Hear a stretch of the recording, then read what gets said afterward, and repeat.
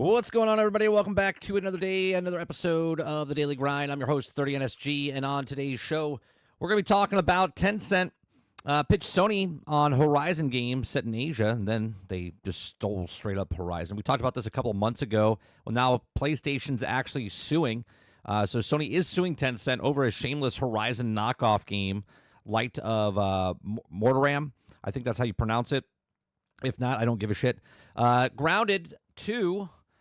We have a Grounded 2 video, early access review from IGN we're going to watch. That comes out today, this afternoon. And we're going to be playing that this evening at 8 o'clock tonight over on 30 and Still Gaming. We're going to talk about next WB game, Montreal Project, is a live service DC comic game. Job listing reveals. So imagine that, another live service game for WB. And then we're going to talk about Tales of the Shire. Is one of the worst rated Lord of the Rings games in history. So all of this and maybe more on the Daily Grind. If you like it, hit that like button, hit that subscribe button. If you'd like to go above and beyond that, become a member as little as $5. We do appreciate you very much for coming out every single day. If you like the music before the actual podcast starts, that is Perk Up, Press Play. It's on all major platforms. It's just songs that I've created for fun. If you'd like to download them or stream them, helps us out here every time you listen to it. So I do appreciate you there. Even that last song is called Nothing Means Anything Anymore. That's also up on all major platforms. Appreciate it very much. What's going on, chat? What's going on, Sarge? What's going on, Jason? Big Mo, Eclipse, good morning. Kylo, Roic, Water Bear, good morning. Jay Breezy, what's going on? Ray, what's going on? And I think that is everybody. Did I say Eclipse? What's going on, Eclipse? I don't know if I said it twice. If I did, you're welcome. All right, let's start off with the Sony story, shall we? Let's start off with the Sony story where Sony is suing Tencent over shameless Horizon knockoff game, Light of Motiram. Motiram? I don't know, whatever. We'll just call it Light of Ripoff. How about that? What's going on, Robert Jones? We do this Monday through Thursday from 10 o'clock in the morning till noon Eastern. We just cover news stories, have conversations. If you like it, hit that like button, hit that subscribe button. If you'd like to go above and beyond that, become a member as little as $5. So Sony is suing Tencent over a shameless Horizon knockoff game. Sony is suing Tencent in the upcoming game of Light of Motiram, which is a slavish clone of a Horizon series of video games. The complaint, which is filed in California court last week, alleges that Tencent's upcoming adventure game, Light of Motiram, is legally similar to Horizon Forbidden West and Horizon Zero Dawn in everything from creatures design to protagonists to marketing materials. The complaint outlines numerous similarities, comparing various marketing screenshots from both games as well as the game descriptions. Like Horizon and Light of Motiram takes place in a post-apocalyptic world overrun by giant robot dinosaurs who roam large. Natural environments such as tropical forests, deserts, snowy mountains. Humans just like Horizon live in tribal groups and must fight the machine animals, who also largely line up with those of Horizon. To survive, both games even feature red-headed women protagonists and wear very similar outfits in the styles. Okay, even if it's the lead sporting a device awfully similar to Alo's Focus earpiece. The complaint also cites headlines from a number of gaming websites, including Kotaku, The Gamer, The Game Rant, as well as various Steam and Reddit comments that all remark on the similarities between the two games and the likelihood that Sony would probably sue over this issue. We talked about this, I want to say like 6 months ago or something. It was like somewhere in the beginning of the year, if I'm not mistaken. The Horizon disclosed that Light of Motiram's promotional game trailer, other promotional materials include not only identical stories and gameplay themes, culture and character elements, but also art style, landscapes, architecture, art elements, color palettes, fonts, symbols, lighting, and points of view are also highly similar to the complaint reads. Also, per Sony's complaint, Tencent allegedly knew exactly what it was doing here. Sony says that Tencent began development on Light of Motiram in 2023 and approached Sony at the 2024 Game Developer Conference to ask for a licensing deal to develop its own Horizon game. Sony turned down Tencent But Tencent kept developing Light of Motiram anyway. Sony also claims the approach of Tencent informally to resolve the copyright dispute once it became aware of the game. But when it did so, Sony says that Tencent tried once again to license Horizon. Sony once again refused, and Tencent allegedly moved forward with the game's promotion and playtest. Sony is suing Tencent for copywriting and trademark infringement, as well as false designation of origins, also asking the court to forbid Tencent from infringing its copyrights for the cost of damages up to $150,000 for each separate work of Horizon has been infringed on, a demand in Tencent delivering infringing materials to Sony for destruction. Meanwhile, Light of Motiram has a Steam listing, but no release date just yet. So, God, I wish I could remember where we talked about, when we talked about this, when it first came out, right? I remember saying that we had a conversation in chat where what can you obviously there's a lot of, samey type of stuff. But as a game, we talked about, I remember talking about it as a game designer. What if you change it like 7 different ways? Like you can't patent like robot animals. Someone's allowed to do robot animals, but they did it in such a similar way, they could be in trouble. I'm going to have to look that up. If someone can remember when that first story came out, I can look up the old video and see it, what we said back then. If someone could just look that up real fast while I continue doing this, right? Tencent pitched Sony a Horizon game set in Asia, right? Isn't this game also a survival game, right? It's a survival game, right? It's not a single-player game. It's a survival, sort of like what Pal World did with Pokemon, if I'm not mistaken. Okay? It says, Chinese game Tencent, giant Tencent, pinched Sony in making Horizon mobile game. That would also expand the world of the franchise in Asia, including multiplayer games as a service elements, according to the court documents. Details of the pitch are also included in the recent lawsuit Sony filed against Tencent, alleging Tencent upcoming open world game Light of Motiram to be copied as Sony's Horizon franchise. Sony claims that the lawsuit of Light is infringing on Sony's copyright trademarks and seeks to prevent the game from being released. Now, obviously, they could promote it, right? They haven't released it yet. So they could change these things before it comes out. Be interesting to see what happens, right? In the documents, Sony outlines how in March of 2024, Tencent, its Aurora development studio, approached Sony about developing a new Horizon mobile game with a pitch deck titled Expanding the Horizon. The game would also be expanded Horizon World, including in Asia, with a slide of Tencent pitch included with a lawsuit stated that Horizon heroine, Aloy, would also receive an invitation from the mysterious Orient and travel into a distant kingdom. An image showing Aloy at the top of the Great Wall of China is also shown, and the game would also introduce the new tribes inspired by the ethnic minorities, according to one slide, as well as the Eastern-inspired aesthetics inspired by the Eastern mythology. Also, a piece of concept art showing a mechanical Chinese-style dragon. According to Sony, the team proclaimed to be a diehard fans, and franchise presented screenshots of the team members and PlayStation trophies earned while playing Horizon games, and the Imagine development team playing Horizon at their studio.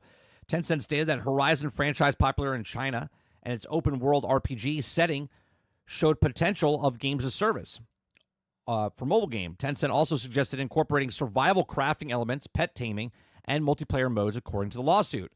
Now, I remember talking about this. I said, if you copy the robots, but you don't do the exact same game where it's not a single-player RPG type of thing, and it is a survival game, is that okay? I don't remember what I said back then. I would think if you change it enough, and it's not the same, like one-to-one copy, and you're doing completely different things in the game, I would say that's okay, right? Because we can start honing down on, is Battlefield the same as Call of Duty back in the day when they were both in the World War II era, right? Is Madden football the same as 2K football back in the day? Is, right, like similarities, and I understand the licensing and stuff like that, but it's like, where do you draw that line where you're stealing someone else's work, or you're just inspired by someone else's work, or you can't copy? Like, Pal World and Nintendo are going at it right now with Pokemon and Pal World, right?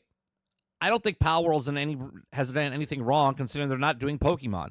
They made their own creatures, similar, yes, okay, but they changed it enough, okay, but Nintendo's trying to sue them for throwing balls or mounting certain animals, right? And that is a separate case, but I think Power World has a case because you shouldn't be able to patent mechanics of a game, right? Now, if you patented this elephant, this machine elephant, okay, that nobody else is allowed to make any kind of robotic animals in any way, shape, or form, then, that's not right either, because what about if I just want to make a regular elephant in my game? Am I not allowed to make an elephant because someone else made an elephant in the game? These are all things I would like to know. Give me 1 second.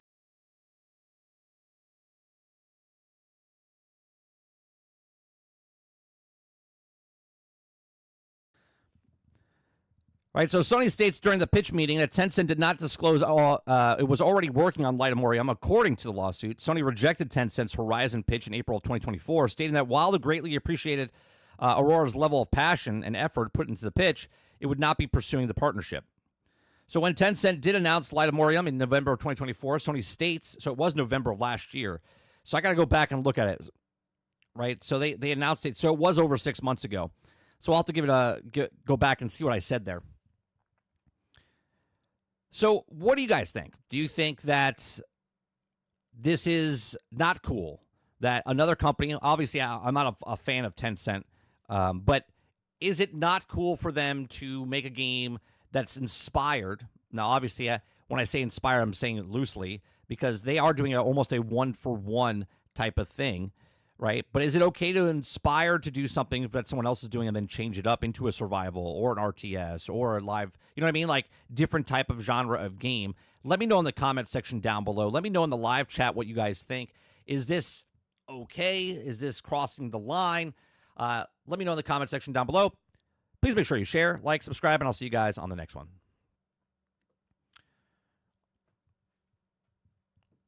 All right, chat. What do you guys think? Do you think this is obviously? I think Sony has a better case here than Nintendo has against Pal World. Warbear says the designs, levels, groups of people, even the goddamn way they move are all Horizon. Eclipse says this game is inspired by Horizon. You could also say what you want, but the gameplay is nothing like Horizon. Sarge says you leave my Zoids alone, Raychild. I loved the Zoids. Oh, those Zoids were cool back in the day. Waterbear says this is like one of those movies that comes out and Netflix at the same time the real inspired movie drops at the same in theaters. Yeah, I mean, but that's not against anything. Do you know what I mean? Jason says it's like Terramorphs. Ron says this was a 5v5 hero shoe and it cost $40. Sony would not care. Oh, man.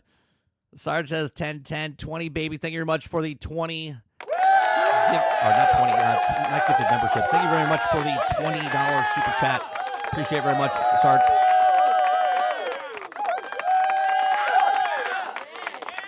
Waterbed says this is a definite one-to-one copy. I remember, you know what? Let me go to my YouTube channel. I remember talking about this.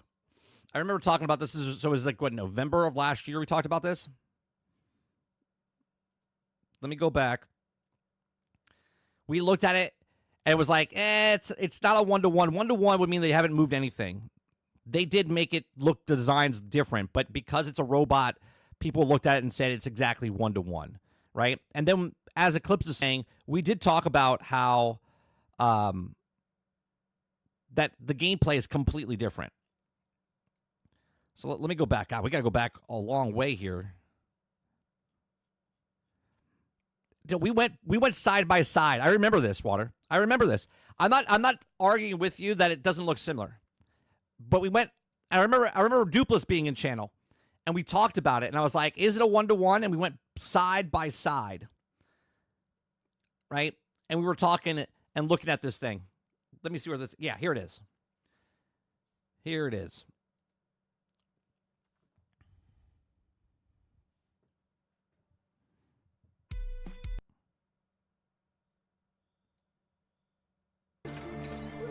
I was like, is this Destiny after, like, everything that happened?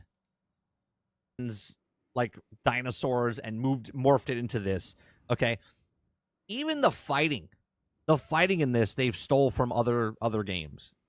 I don't know if there's an original thing in this game, but at the same time, if you borrow from this and you borrow from that and you borrow from this and you borrow from that and make it your own, and they get away with it, we'll see. I don't like it. Now there's two of them. The reason they're suing over Palworld, Travis, is because of patents, which are not holding up because they were patents before their patents, right?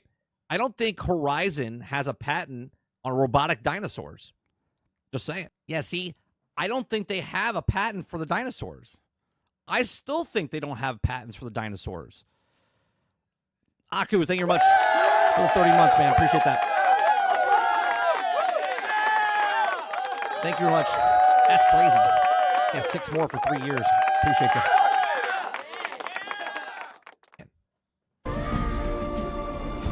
Yeah, let's speed this up a little bit.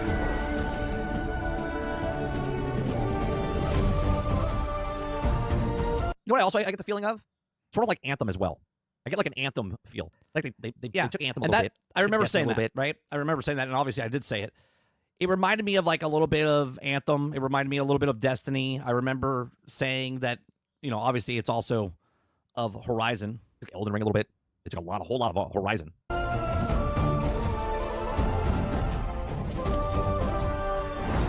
This is back in November, by the way. November of 2024, we talked about this.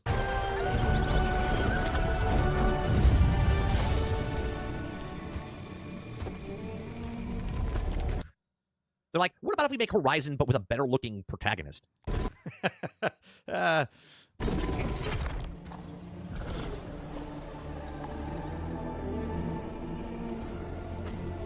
if they had a companion like the Ghost from Destiny?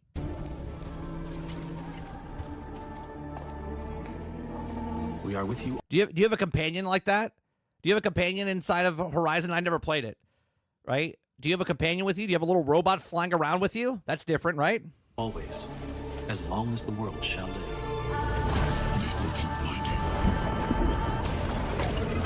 Oh no, Sarge, they have gameplay. There's gameplay in this as well.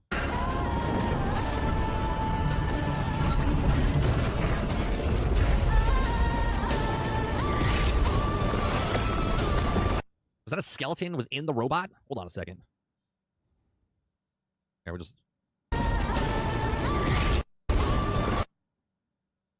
Oh, that's pretty cool. There's like robots, but like a skeleton underneath. Now, see, they have skeletons underneath their robot skins in Horizon? I don't know. Chat, let me know. I had this dream That we were going to take every asset from every other game and make our own. where a god that blessed brought destruction. So why can't human beings kill God? 4078 AD.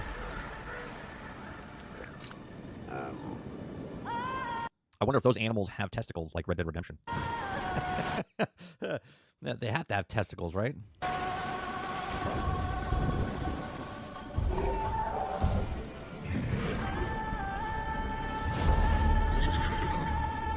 I mean, they're not even hiding it, which is the best part. They just like, hey, we're gonna do this.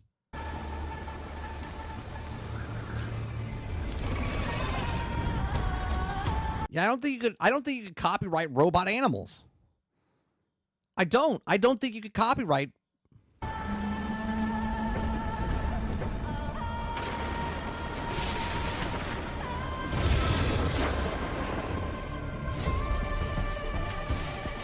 Travis, why are you so like hell-bent? Your colors are showing. Your colors are showing.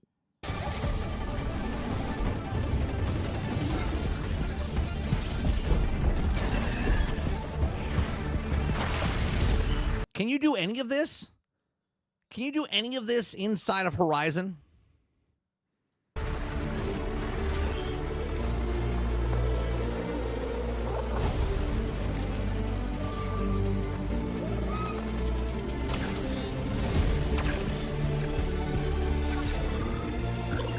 So is this going to be like a survival world as well? So this is going to be sort of building stuff like an Ark Survival or like a Conan? What if you copyright copyrights? Is that what you just asked? Juan's like, what you copyrighted copyrights. Yeah, just copyright the copyrights.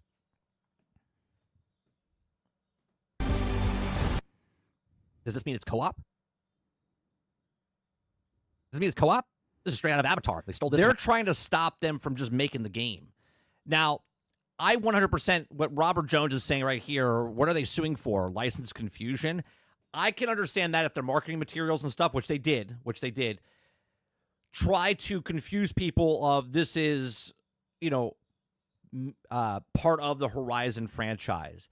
That I can understand if they're trying to stop that. But in the article, it says for anything that they're infringing on, everything that they're infringing on is $150,000 per thing. So the girl that looks like Alo, that's $150,000. The robot, that's $150,000, right? Like every little thing, they want $150,000 for each infringement from Avatar. They're like, hey, let's take this from Avatar. Look, nothing's original anymore. Everything's taken from something. But this looks like a co-op game. If I just look at this game, visual, like the stylize of it, yes, it looks like Horizon. But the game itself we're about to see like a Monster Hunter / survival / Anthem / Destiny / Horizon. It's like 5-6 games in one. Now I'm getting vibes of like Elden Ring / Monster Hunter.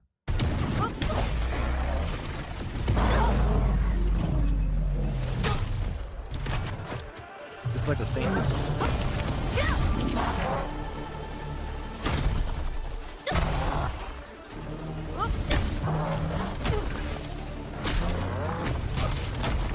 Altered says, to be fair, Palworld made a knockoff Pokemon. These guys are making almost a 1-to-1 Horizon, but survival. That's not a 1-to-1 then, because Horizon's not a survival game. It's an RPG. Right? Hold on a second. That was actually pretty good. Did they dodge it? I don't know what that is. All right.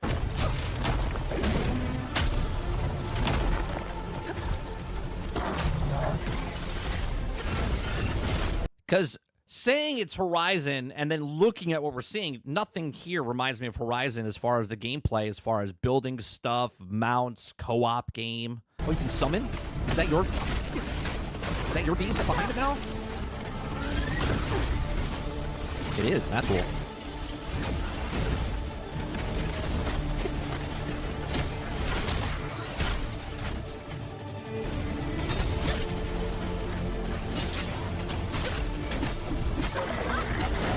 Well, yeah, because I already made the video 7 months ago. 8 months ago?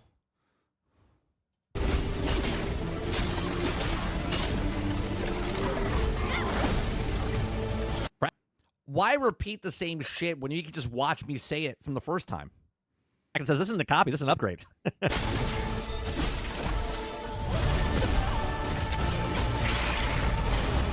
Snake bug? What that is?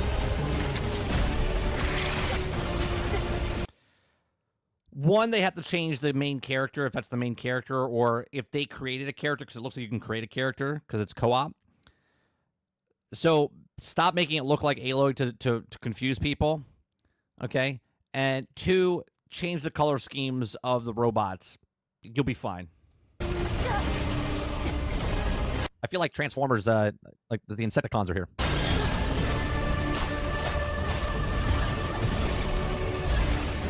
Like right now, this game's not out. Palworld is in early access, and they got to change shit because Nintendo's trying to sue them for stuff that they can't really sue them for because they're making up shit as they go. Okay? So they're changing as they go. This game's not even out yet. They can make changes before the game launches.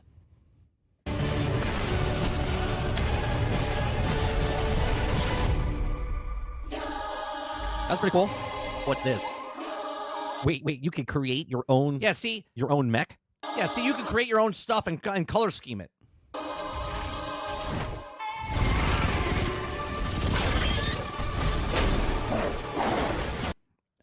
Look, I think all they have to do is stop marketing it towards like it's Horizon. I think everything they're doing in the game is free game. You know what I'm saying? Or I should say fair game. It's fair game. 5 times I erased you, yet still you won't silence up. How much more resurgence do you need, anyway?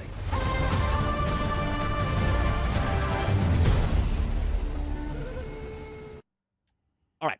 So everyone seems pretty okay with that except Travis, right? So Travis, make sure.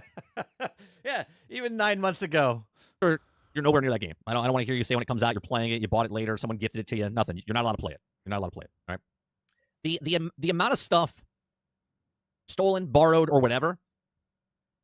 I think the biggest one is Horizon, right? Obviously, robot dinosaurs or robot animals. And my question to you, chat, is are you not allowed to use something? And what I mean by this is because Horizon took animals and made it into robots, are you not allowed to use robot animals? This guy's smart. I don't know who he is, but he's speaking wisdom here. Into anything, okay?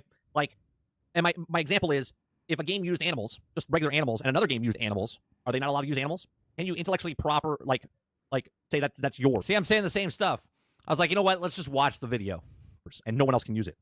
I'm sure you could, right? I don't think that just because they look like it, and you're like, oh, Horizon, cool. But at the same time, I think they've changed it enough, and that's all you have to do when you take a logo or take something. You have to change it a certain amount of ways to make it your own, right? You can borrow and then add to it and subtract and whatnot and make your own. It seems like between the opening scenario of the ghost, I mean, that's a straight up ghost, right? Can no one else use a ghost in any other thing? As long as they don't call it a ghost. You know what I mean? As long as they don't call it the exact same things and they do different things and they, man, my beard was out of control back then. That was winter 30. Have different, I don't want to say assets, have different reactions and different things. They don't act exactly. It's like they didn't steal it from Horizon. They took it from Horizon and then made it their own. You know what I'm saying? Roic says, how many ways can you make He talks too fast. That's because he's on 1.5. robotic animals? Right, that's what I'm saying, Roic. Like, so them putting it there. Hey, look, how many ways can you make a robotic animal? Make sure you stay on path, Roic. I got you on stream. I don't think is a problem, right? And again, borrowing stuff. Now, we did see a little bit of, I don't know if it's co-op, but we saw the 4 people flying. So I would assume there's some co-op there. Then there's the battling one-on-one. It feels like Elden Ring. I'll be honest, this game doesn't seem real just because they showed so much. Now, obviously, as it goes down the line, I'm sure That's another thing. Is the game even going to come out? Let's be honest. it is real. But it almost is like there's too much borrowed from so many things that it doesn't look right. We got like a Horizon invented mech animals, right? Like I'm sure there was robots somewhere else down the line, right? It's 100% allowed. Otherwise, how could you have both Mass Effect and Halo both have aliens? Right. Well, aliens are different, right? The aliens look different, and I'm okay with that as long as they look different and they act differently. Well, the fact that they use literal color pattern exact same as Horizon is very sus. You don't have to make a robot animals look exactly the same. No, I get it. They can look the same. Hey, look, Water Bear's still on the same path, okay? He's on the same path. But think about this, Water. A deer's a deer, right? They just made their robotic look exactly like the robots from Horizon. You can have your stance of they're going to get sued. I'm not going to tell you that not a possibility, okay? But at the same time, Hey, look, see? I said they were going to get sued. There you go. they're allowed to take stuff. Perfect example, okay? Perfect example. Everyone can use the Unreal Engine library, the assets that are in the Unreal Engine library. You're allowed to use exactly what it is, purchase it for it. You can just use it as is. You can use it as and add your own things, change the color palette, right? And do different things. You're allowed to do that because that's what they sold. Someone made those things and put it out there. Now, I don't know much if this is fantastic. I like that I don't have to actually talk a lot, and someone else is talking. in some sort of area, in a software. I don't even know what engine they used, okay? I'm assuming because it's Epic Games, they used Unreal Engine, okay? But you're allowed to use assets. That's okay. You're allowed to use assets. Sarge says, copying a good idea, not wrong. But if you don't add the creativity, then it just comes across as lazy. And we see how it goes. Right.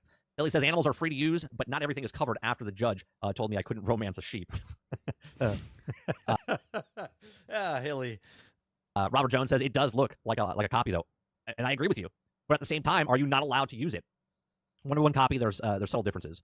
I mean, you can build your own robot. That's awesome. Right. So they change the stuff that's in the game by borrowing it from other things. Go on, heck. Travis says, 30, gonna be honest to me. Gonna be honest. To me, it shows that we've discussed millions of times that the creativity is bankrupt. Why make a new game if you can steal from old games? But everything, songs, movies, Every game is stealing from other games.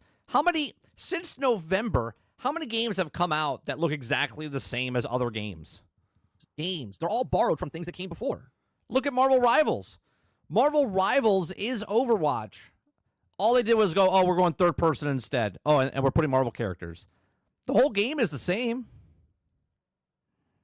I mean, hell, look at the game that's coming out, Path of Exile 2. Okay, when you first look at Path of Exile 2, you're like, dude, that's a Diablo clone. But they took it and made it better, right? That's a great point there, old 30. Okay, older, less wiser 30. Right? Path of Exile 2 is Diablo. Did Diablo and Blizzard sue Path of Exile? No. Does it look similar to Diablo? If you just looked at a picture of Path of Exile, would the average normal person know that Path of Exile 2, okay, is not Diablo? They got inspired by the thing and then made the thing better than what the thing that they wanted to inspire to be. Just for seeing those villagers and animals, I would have a thought takes place in the Horizon world. Absolutely, Jason. And I'm not arguing that the thing doesn't look. I mean, look, as soon as you open up and they go into this whole, right? When you look at stuff like this, I'm not denying that it doesn't look like Horizon. I mean, it looks, yeah, but they changed it. I remember having a conversation with Dupless. Dupless was saying it was stripped it right out of the game. To live in Right? It looks exactly like they just took it straight up out of the game. Right? Now, obviously, there's differences, but you look at it, the color spectrum of it, the way they light up and do certain things, it looks exactly like Horizon. Bart says all devs take good ideas from other games. That's how the type of games get better. Place here in Orlando is called iDrive. Assume if you want. Let me see what else we got here. We'll end this one and move on. Because we're unless you are Sony, unless you are Guerrilla Games, I don't know why anyone would also get mad about this. That's true also. Customers don't care. The mass majority is not going, wait a minute, I'm not playing. The vast majority is not Travis. Right? The vast majority is not Travis. The vast majority is not a person that's like, well, they copied it. I hope they get sued to oblivion. Which really doesn't make sense to me because unless you are Sony, unless you are Guerrilla Games, I don't know why anyone would also get mad about this.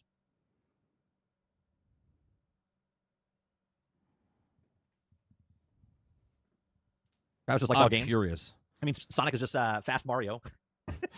I am want that furious. on a shirt. Eclipse is greenish and red. That is a difference. Uh-oh. Oh, God. I got me reacting to Luke. This is meta. We're going down the rabbit hole here. Oh, where I land, I do not know. But here I fall down the rabbit's hole.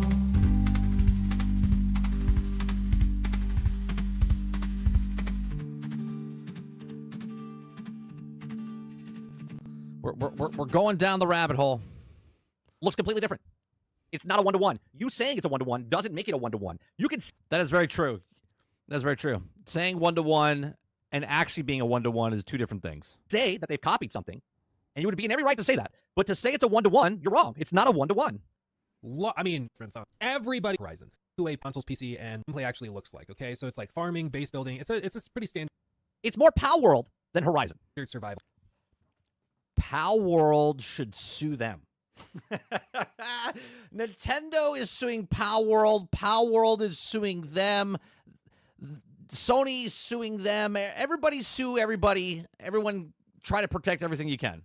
Game. Let's see if they have a bit with some robo dinosaurs. So everybody knows what they're doing. Everybody knows what this is. It's pretty hilarious to think that, oh, it's just parallel thinking. Like, everybody knows what this is. The goal we understand that they're borrowing and copying from things. 100%. is, as far as I can tell, to maybe appeal to people who like the Horizon art style, and then to also maybe get lucky and trick some people into downloading this on mobile if they have seen Horizon and are familiar with the look and tone, and then they. And that's another thing. It's on mobile, isn't it? Is Horizon on mobile? Now, I understand it's on Steam. But is it on mobile? Are people going to get confused on mobile, considering PlayStation doesn't put their stuff on mobile? They download this and like, yeah, this doesn't play like I thought it did, but it works for me, and they just go along with it. Because now you can say it's like Pal World, right? Because if I back up here a little bit. So just kind of hand wave it away and keep playing. Just that, the customer acquisition is a real. Yeah, this is nothing like Horizon. Besides the actual robotic dog. Yeah, I think they have a case if they're saying, hey, you need to stop doing your promotional material and make it look like or make people think it's Horizon. I think from that point of view, 100%, I think Sony has a case. For actual gameplay and mechanics, the game is nothing like Horizon. Co-op, survival, capturing animals, customizing animals and mounts and whatever else you're doing in this game, it's nothing like Horizon. Unless, someone said it earlier with the MMO that they're trying to do, unless that Horizon is trying to do a MMO and it has this type of mechanics and stuff in it, then maybe Sony has something, because then Sony should move forward with the MMO, because if the MMO comes out, they have every right to be like, hey, we're making this because we own this, and if you guys are making this, you see what I'm saying? But who knows? Who knows? I'm glad I found that video pretty fast. All right, so let's go from that to... This is funny. Okay, this is a funny one. The next story is the next WB Games Montreal project is a live service DC Comics game. You can't make this shit up. WB apparently hasn't learned their lesson. Okay? Apparently hasn't learned their lesson. We literally have a song. Where is it? Hold on.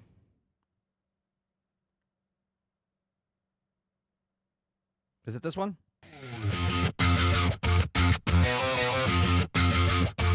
WB's got a plan, but it's falling apart. Another game delayed, yeah, they're missing the mark. They hyped up Gotham Knights, but it fell so flat. And Suicide Squad, what the hell was that?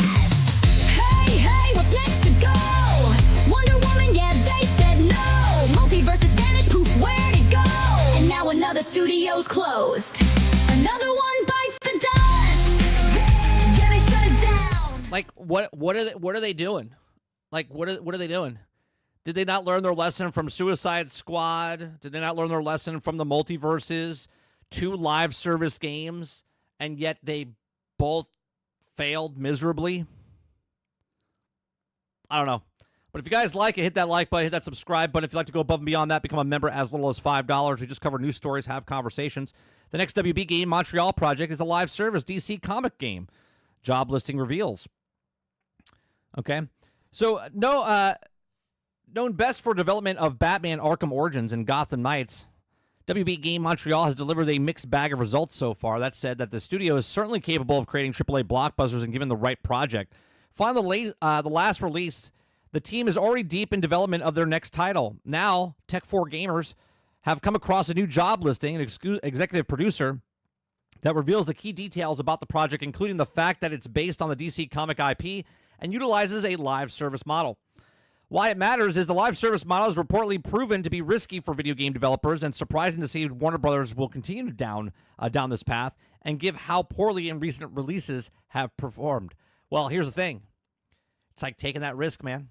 You got to take that risk, because the risks are much they're high, but if it works, they're making boatloads of money. Where if it doesn't, they just write it off and move on, because they're like, it's not a big deal, right? Again, I've talked about this in the movie industry, where people are look at the Marvel films and say, well, Disney failed with this film, and they failed with that film, and they failed with this film. 7 films can fail out of the 10 or 12 that they release every single year. One might make its money back. Another one might make its money back, and then there's that one that makes all the money and makes up for all the ones that they missed, right? Because let's say Captain America, Brave New World lost $200 million, and Thunderbolts lost $100 million, or $300 million in the hole. And let's say Fantastic Four goes $100 million under. So they're $400 million below. But then all of a sudden, Avatar comes out at the end of the year, and cha-ching. It makes $1 billion. It makes $1.2 billion. It makes up for all the stuff down the road, right? That failed. Same thing goes here. Companies are willing to risk it for the biscuit, okay? They're willing to take a risk on the live service game, and if it fails, they're like, we're out $200 million. Okay, we're out $50 million. So now we're down $250 million or $400 million, and they're like, but if we make this next one, we can make that money back real fast. So here it says, Executive of Marketing Readiness, it says, oversee post-launch content, live service strategy, ensuring ongoing player engagement. It says, we spotted the WB Games Montreal is currently looking for executive producer for unknown AAA game. The job listing confirms that the game is based on the iconic Warner Brothers DC Comics property. Same job listing later states that the project will belong to the live service genre since the producers will be responsible for overseeing the live service strategy for post-launch support. According to the qualifications section, experience with live service gaming is also required for this position. The more and less confirms that WB Montreal's upcoming project is a live service title. The game is unlikely to be related to Batman. Never know. Rocksteady will be taking the lead on the next Batman project, which may be part of the Batman Beyond trilogy. As soon as the studio appears to be tackling another prominent DC comic superhero, possibly even Superman, given the character's high demand for video game adaptation. A live service Superman game.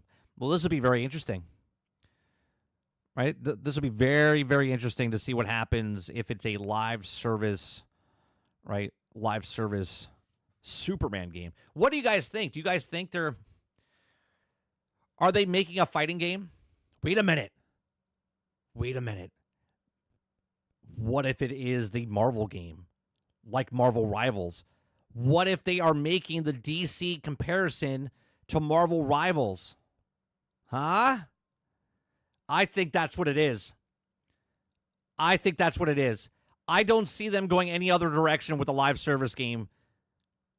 I think they're doing the DC version of Marvel Rivals, the Overwatch. 100%. Let's book it. I'm putting that down. 3 years from now, when we hear about this, 3 years from now, when we hear about when this game comes out, that's what it'll be. It's going to be an Overwatch clone of Marvel Rivals. An Overwatch clone of Marvel Rivals. It's going to be a clone of Marvel Rivals, but DC Universe characters. I can't imagine them doing anything else. They see what Marvel Rivals is doing right now. Right now, they see it. And they're like, we got to do that. We got to jump on that bandwagon right now. Which, I have to tell you, super smart. Marvel Rivals is doing it correctly, right? They're doing it correctly. They're putting the game out. It's fun. It was Overwatch. Now it's its own thing. They keep putting characters in left and right, okay? Lots of characters in the DC universe that you can bring into the game. Have it keep coming back. And going into the future, okay? Think about this now. We get Supergirl next year. We get Clayfix next year. So 2 years from now, the next big DC film comes out. Let's say it's Batman or something. And then all of a sudden, now we have the DC universe. And again, I'm speculating on all of this, but this sounds, it just came to me like a lightning bolt. Okay. Now you have the DC rivals, let's call it. Okay. Or we call it the Justice League, whatever. Okay. You have the new game coming out, like Marvel Rivals, and they just keep dropping characters and costumes because all the new movies are coming out. Makes sense. You get all the characters that are making the characters in for the movies, like James Gunn said. You get all the voice actors. You get all the characters. You put them in here, the voice actors, connect it all together. I think that's what they're doing.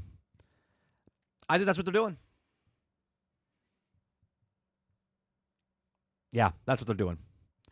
I think it's funny, though, that the live service, they're going back to it. They're like, yep, we bombed at it. But I'm telling you, man, it's so rewarding for the company, not for us. It's so rewarding for the company if they find a live service game that works.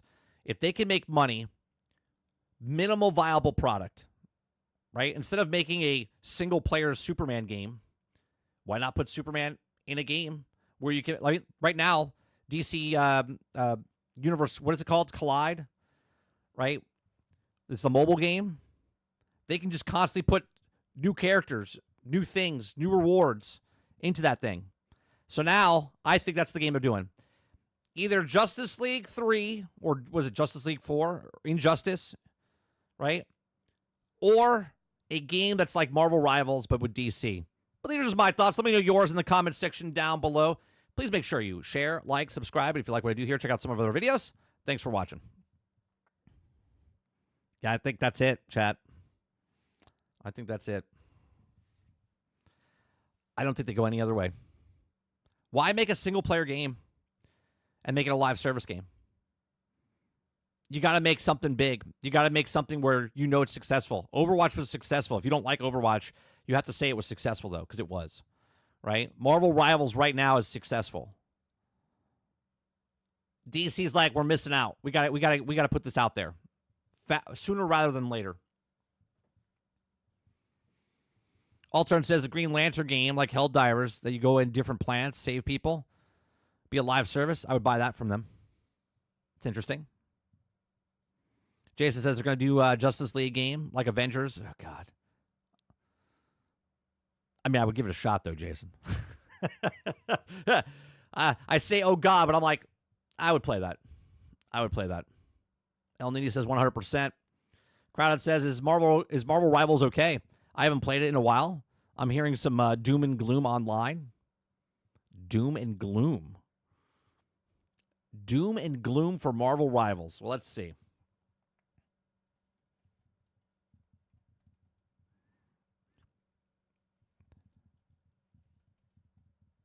Let's see. Are they surviving without you playing, House? Let's see. I mean, 125,000 people played it without you. I think they're fine. I think they're fine. The peak 24 is 125, and that is just on Steam. I think they're fine. I think they're fine. I think just on Steam alone, there's between either 18 to 27 million people that downloaded the game and started playing it at some point, and they paid a microtransaction potentially at some point. I'm pretty sure they're okay. But it's nice to think that you're highly, because you're not playing it, nobody else is playing it.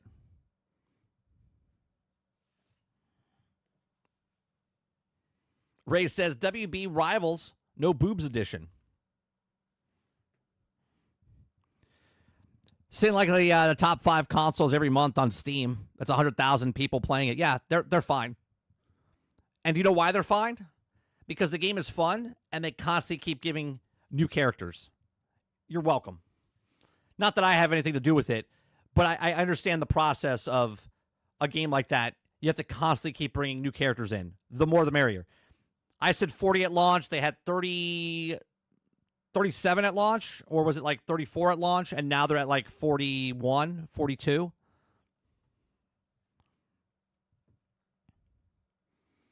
Crowd says, oh, that's good. I'm just saying people are complaining, but I don't know why. Well, I can tell you why. Because people love complaining. There's a difference. I actually have a video talking about constructive criticism and the difference between constructive criticism and just being an asshole. And the people that you're talking about that are just complaining are probably just being assholes and not giving actual constructive criticism. Right? But those two get confused because constructive criticism, people think is hate. And constructive criticism isn't hate. It's, like I say in my video, it's a warning shot to say, hey, get your shit together. We really like this game, and we want to play more of it. Waterbear says, meta complaints. Happens to be PvP games. Yeah. If it's constructive criticism, by all means, do it. Right. Exactly, Water. Because the character sucks this update, they complain. Right. Or they changed it to something like, oh, well, this character's not as good anymore, or this character's too OP, right? That's it. That's always going to happen. You just got to, like, filter that out. That's all. They know that's going to happen. This game needs to constantly have new characters coming in. And we already have another character, Blade's coming in just a couple weeks. Okay, it's been like 2 weeks already. So we got like 4 more weeks, and then we get Blade coming in every month. Well, not even, right? It's less than that. Every month we're getting a new character in Marvel Rivals. Every month. Which, that's the way it should be. And I remember when I said at the beginning before they even came out, a lot of you guys are like, they ain't going to do that. There's no way they're coming out. It's too fast. There's no way they're going to do one a month.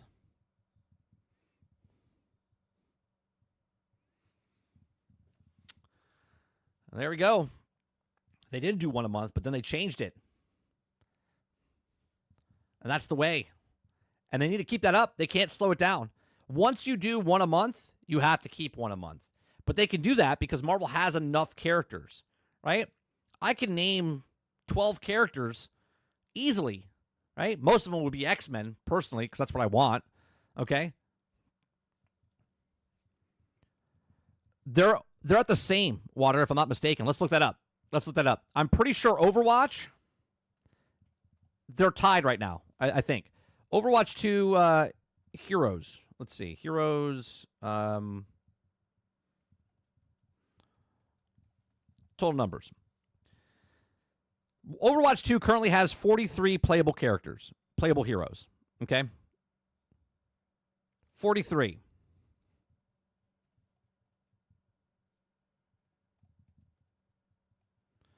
Marvel Rivals, that's wrong. It's not 37. As of July, they're at, oh, well, hold on a second. We've already added 7 characters.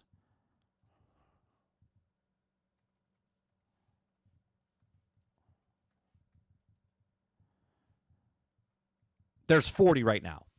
40 right now, 41, I think, with Phoenix, 42 with Blade, if I'm not mistaken. Right? It's like 40 or 41 right now. Launch roster was 33. Yeah, Season 1 added new heroes, bringing the total to 35, added 2. Season 2 added 2 more to 37. Right? And introduced Phoenix, bringing a total of 40. Yes, okay. So they're at 40 right now. They're 3 behind. So August, September, October, they're tied with Overwatch. Overwatch has been out for 8 years. Overwatch has been out since 2016, 16, 17, 18, 19, 20, 21, 22, 23, 24, right? 25, 10 years? It'll be out there 10 years. Can you imagine that? Holy shit. Overwatch has been out for 10 years almost. That's crazy. That's crazy, right? Marvel has been out for 7 months. 7 months, they already have the amount of, almost the amount of heroes. By the time they come out, 10 years for Overwatch, 43 characters. 10 months for Marvel Rivals, 43 characters. That's how you do it, baby. That's how you do it.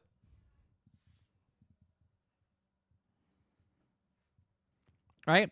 And by the end of the year, they'll have, let's see, we're getting six total, right? So we're at 45 right now. We're getting Blade, potentially Professor Xavier.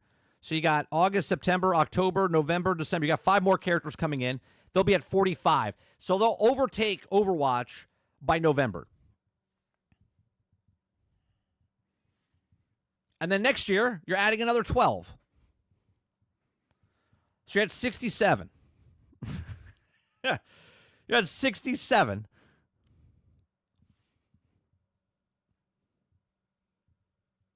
No, I'm sorry, 57. 57. Right? You'll be at 57, not 67. 57.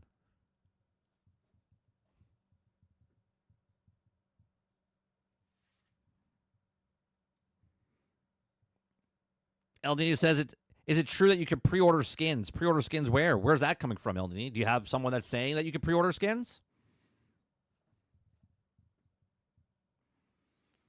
Yeah, they got so many characters they can bring in.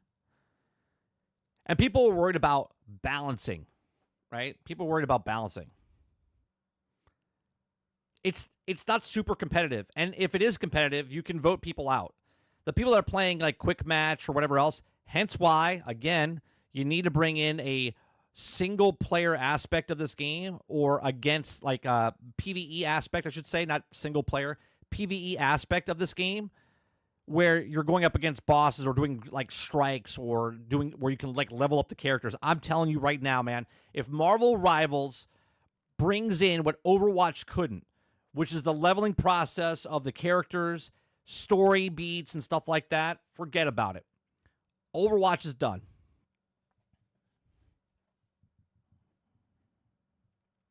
So we'll see what happens there. We'll see what happens if DC is coming out with their own Marvel Rivals. I heard people were pre-ordering Sue Storm skins. What Sue Storm skins? I know they have the Fantastic Four skins 4 skins. That's right, 4 skins. That came to the game. They're like $30, $36 for 4 characters, which is like $8 a character, something like that. $6 a character? No, it would be 24. 8 would be, yeah, it's less than that. So yeah.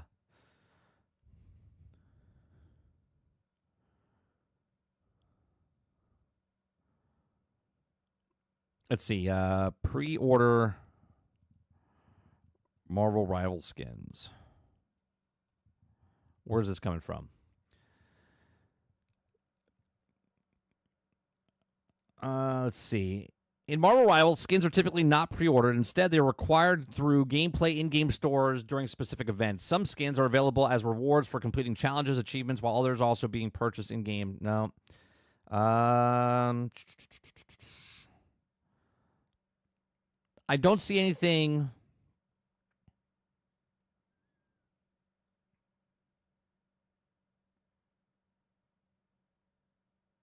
I don't see anything on what you're saying as far as news goes.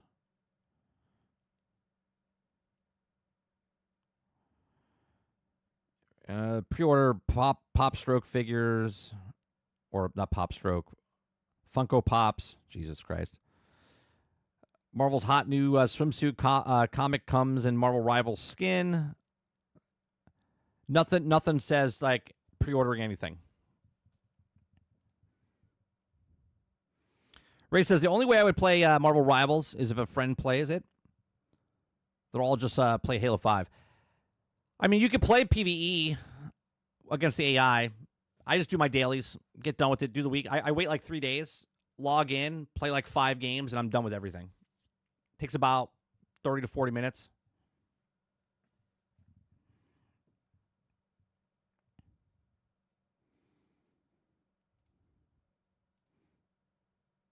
Yeah, I haven't seen anything that says anything about pre-ordering skins. All right, let's go from that. Let's continue on with WB. With they're banging things out of the park here. Banging things out of the park. Next story, Tales of the Shire is one of the worst rated Lord of the Rings games in the history. I mean, that's a feat. That's a feat. Congratulations. Congratulations. You gotta be the best at something. You could be the best lowest score. If you guys like what we do this Monday through Thursday from 10 o'clock in the morning till noon Eastern. Hit that like button, hit that subscribe button. If you'd like to go above and beyond that, become a member as low as $5. Tales of the Shire. Tales of the Shire is one of the worst rated Lord of the Rings games in history. Cheers.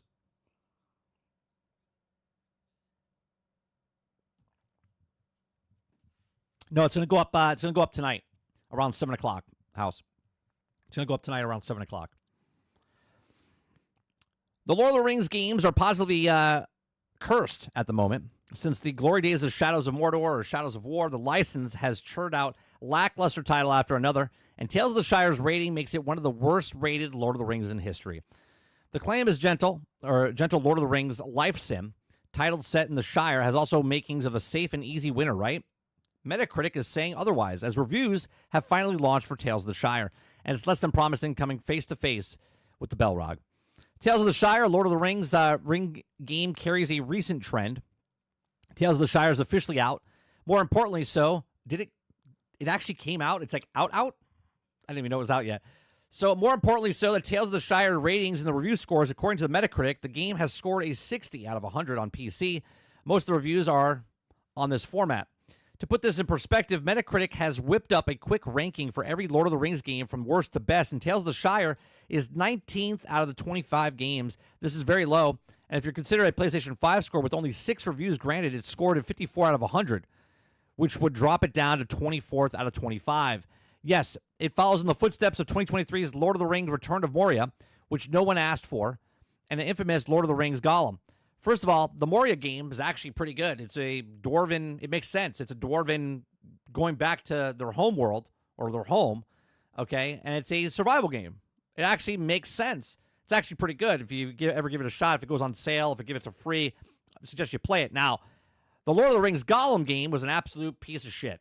Okay, it was horrible. Okay, it wasn't even finished, and it sucked ass. Okay, hopefully there will never be a Lord of the Rings game that comes close to the Arrow Cities committed by standalone Gollum game. Okay, it said that it's also the license being missed over the years, though. Shadows of Mordor was breathtaking. The Nemesis system was light years ahead of its time. It continues to be the mysterious absence of the game world. Shadow of War was also a great successor.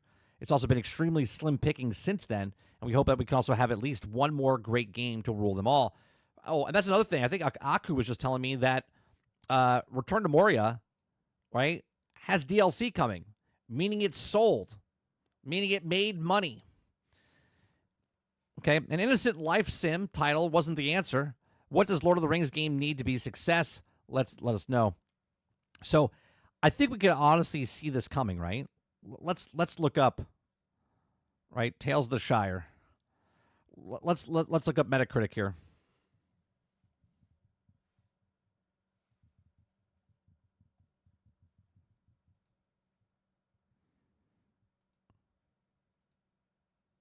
Oh, there it is. There it is. 61 on PC. Okay, 61 on PC. 54 on PlayStation 5. 60 on Nintendo Switch. To be decided on Xbox. Hasn't happened yet. Maybe it'll have the highest score yet, which would be higher than a 61.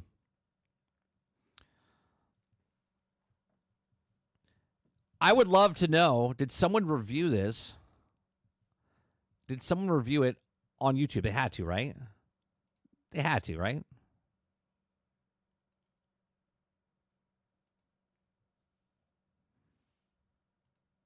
Let's see. Oh, yeah, here you go. The most devastating part about Tales of the Let's see what... we have another review, because we'll watch this one, and then we'll watch the other thing about Grounded right after this, okay? Shire, The Lord of the Rings game, is just how short it falls of fulfilling such an insanely promising premise. I mean, which Tolkien nerd among us hasn't daydreamed about living a relaxing life as a halfling? But instead of the warmth and comfort of the Shire, I spent 25 hours feeling like I was marching through the Dead Marshes in this cozy misadventure. It's regrettably dull from start to finish. This is right up Dave's, or Dustin, I should say. This is right up Dustin's alley over here. Very cozy game. Enjoy the game. And runs so badly, I wasn't even allowed to be bored out of my mind in peace. The bare-bones life sim mechanics offer some of the most shallow versions of classic activities like fishing and farming that we've seen done much better in dozens of other games. Well, right there, I have a problem, right? So we were playing a Biotic Frontier last week with Sarge, which is a survival game, and that didn't do what other survival games did. I would assume that a farming sim game, because that's what this is, right? It's a cozy farm sim type of game. You would think that they would do what other games did in the past. Like, here's the bar, like, hit the bar, and then succeed past the bar. And building social links with the inhabitants of Bywater is monotonous, repetitive, and never worth the effort. There's at least some humorous writing and fun moments here and there, and the cooking minigame that serves as the main progression activity thankfully has slightly more depth than the other chores you do. But the few bright spots that exist are drowned out by one of the most disappointing cozy games I've played since the Second Age. I went into Tales of the Shire thinking I'd be as happy as Denethor seeing Boromir, but I got Faramir instead. Ugh.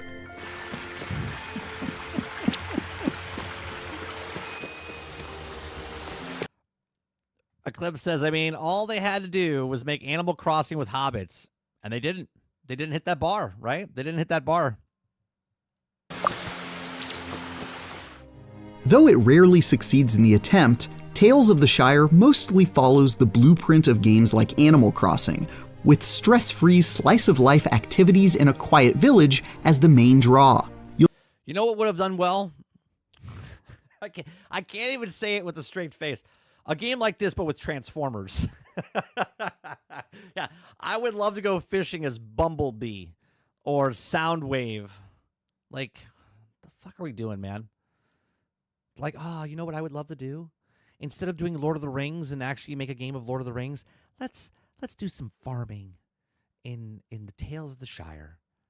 You'll try your hand at lesser versions of the usual fishing, gardening, and cooking minigames as you improve your relationships with your fellow townsfolk, all wrapped in a Tolkien skin that plays with the characters and locations found in The Lord of the Rings. We were just talking about this, right? We were just talking about this with Ubisoft, right? They picked Star Wars and made a game. Why? Why did they pick Star Wars? Because it's got a fan base baked in to the IP. Right? This is why they do movies, do sequels. This is why they also do reboots, because they're like, hey, if I'm going to make a movie, I don't want to take a risk, so I'm going to take a risk on something that's not risky, which is Star Wars. Star Wars has a fan base. We're going to make at least 5 million people buy the game, right? That's got to be a given. But then not. Why did they make a Lord of the Rings? Why did they pick Lord of the Rings? Why couldn't they just make a cozy game in their own little world? Because they said, we have a baked-in audience. There's hundreds of thousands, if not millions, hundreds of millions of people that like Lord of the Rings. We got to get at least 5% of those, right? The minimalistic story puts you in the hairy feet of a hobbit who's recently moved to Bywater and begins to establish themselves in the community, all while fixing up the rundown hobbit hole you're given. You'll meet some recognizable characters like Gandalf and Rosie Cotton, and run samey errands for your neighbors in an attempt to get Bywater officially recognized as a village. As is often the case with games like this, it's not much of a story, but has some likable characters and amusing moments here and there, as the goofy... I think people that like Lord of the Rings, that are brand loyalists, will buy this, and they will like it. And then people that like just Lord of the Rings, they're like, oh, maybe I'll like this because I liked Animal Crossing, like Eclipse said. They're like, yeah, this is missing the bar. Cast of hobbits bicker and squabble over trivial things that only a hobbit would bother caring about. Unfortunately, a complete absence of voice acting inhibits this high point. It just never quite felt right for such colorful and well-known characters to be completely silent throughout the story's roughly 50. Oh, there's no voice acting. So it is like Animal Crossing. Where where they actually don't talk, they just make noises. 15-hour runtime.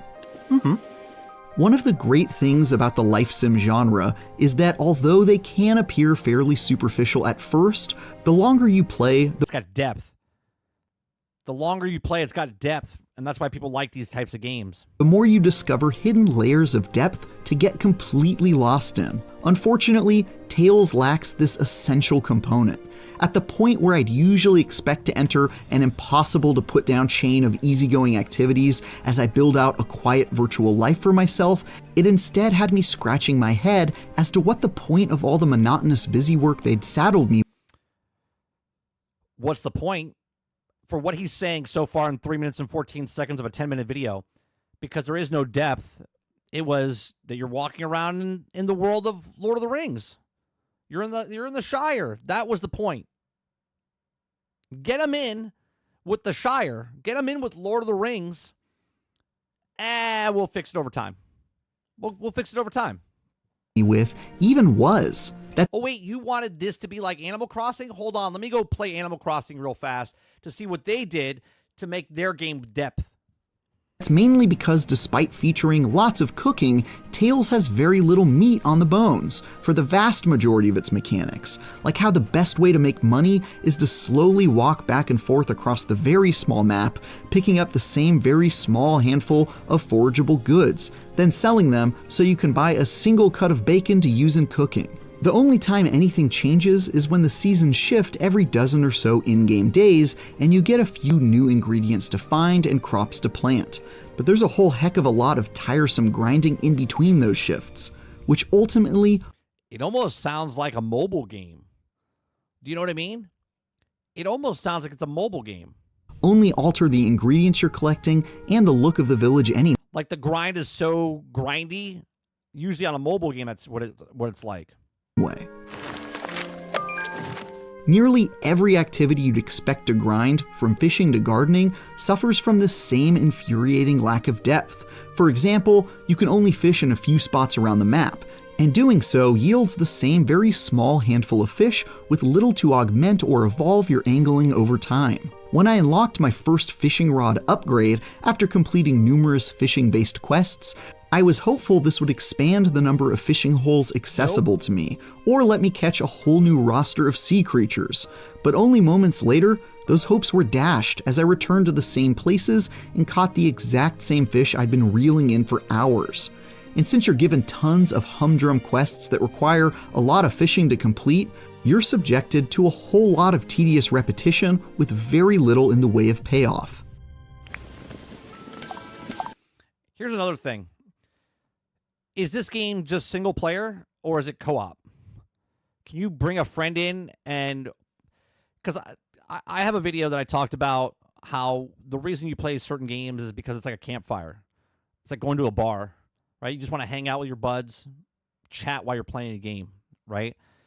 If I'm doing a fishing game, now let me compare fishing, what he just showed, compared to Sea of Thieves, right? Sea of Thieves, I'm with a group of people. I'm on a ship. I'm on an island. I'm with my friends. I'm playing the game, and I'm fishing. So, like, I'm having this other activity going on while we're doing this thing. In this game, I'm playing by myself. Now, it looks like the fishing mechanic is sort of like what it is in Sea of Thieves, where it takes a little bit to pull it in, just like other fishing games. But why? When I'm playing a single-player game, why do I have to spend 15 seconds or 45 seconds per fish bringing in? That's inflated playtime. Why? Really, the only exception is the cooking minigame, which serves as the main activity that all the others seem to be built to support, and is much more substantial as a result. Fishing, foraging, gardening... Here, I'll give it credit where credit's due. I think it's beautiful what they've done with the art style they've done, okay? I know it's not for everybody, but the attention to detail on the stuff that's in the houses, right? You might not like the art style, but it is pretty good.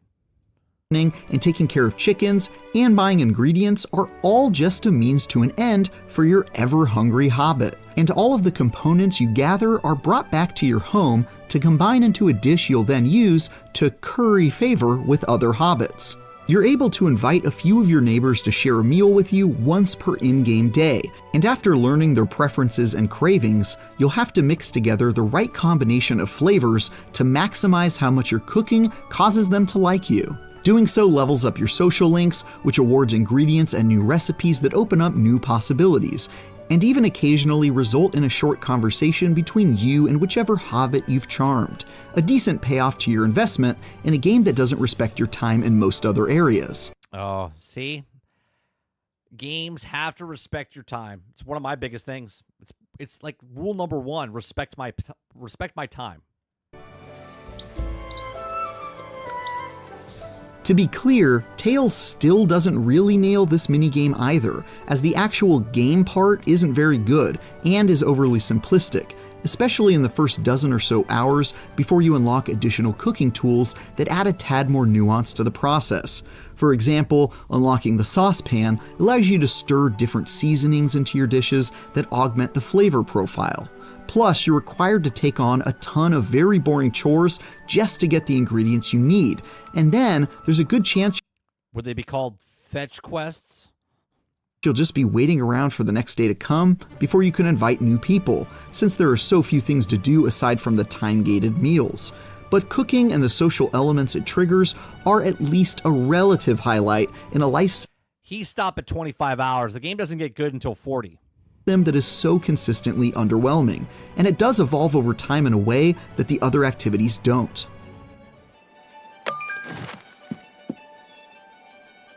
Beyond the grind of gathering ingredients, cooking meals, and feeding them to the residents of Bywater, you'll also improve and decorate your little slice of the Shire. The home you're given is pretty run down at the outset. Here's another thing, again, where I think that Animal Crossing gets correct. It's your own island. You can play with, your brothers and sisters in your local area, or you can have someone visit your island. And the whole point of decorating in a game like this is for other people to see it. It's different when you just share it on like social media, but it would be better if other people could come to your actual house and see stuff. So when you go into so much detail into these games where I can do every little nook and cranny and decorate exactly how I want it to do and look at the style, it's a dollhouse game, which is fine. But you have to show it to other people that like dollhouses. Otherwise, it's kind of weird. Is it not? But is expanded and fixed up as you complete activities. The most important of which is the ability to raise chickens that generate eggs and gain access to more farm space. Unfortunately, although it's nice to have more room and other small improvements, like an actual working front door that takes way too long to unlock, there's not a lot of interesting things to do with the additional space you're given indoors. You gradually unlock decorations by completing quests, but there isn't a ton of variety to them, zero functionality to adding things like new shelves and I wonder if they're going to put a store on the game and sell it to you. whatnot, and the entire layout of your home is static, so you have to just work around an existing floor plan that doesn't offer much room for expression. This means that yet another I remember watching a video where they did this thing where once you walk in, the camera changes where it like cuts through the building so you can see what's going on inside there. Why make something like that instead of just going like, I'm going inside my house, sort of like Animal Crossing does? You enter the house, then you're in the house. Why do a system like this if... You see what I'm saying? Why go through that whole painstaking process of doing it if it really doesn't do anything?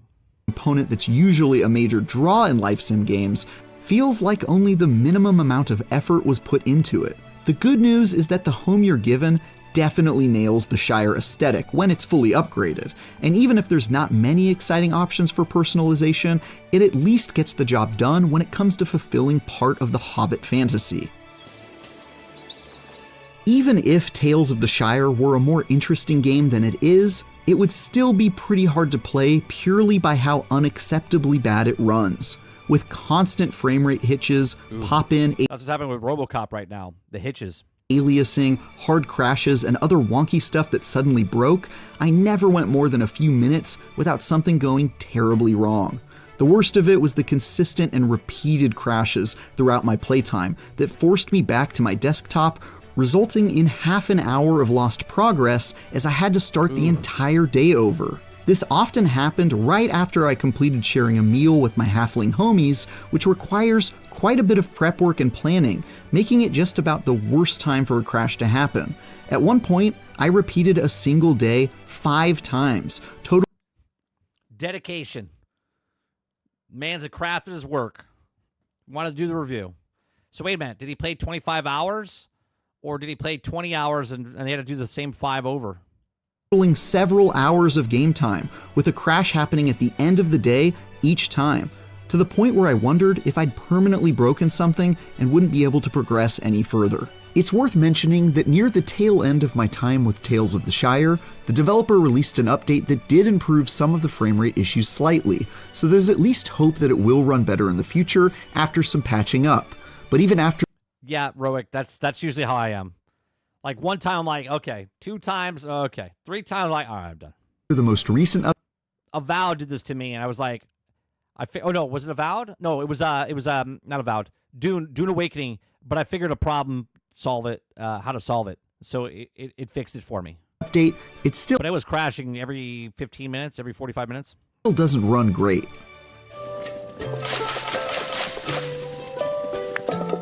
Tales of the Shire, a The Lord of the Rings game, is the Grima Wormtongue of games. It whispered many wonderful promises into my ear, but by the end I was left a wretched shadow of my former self. Like Deagle, I tried my best to enjoy my time in the Shire, but these joy-killing bugs and performance issues stopped me in my tracks and, well...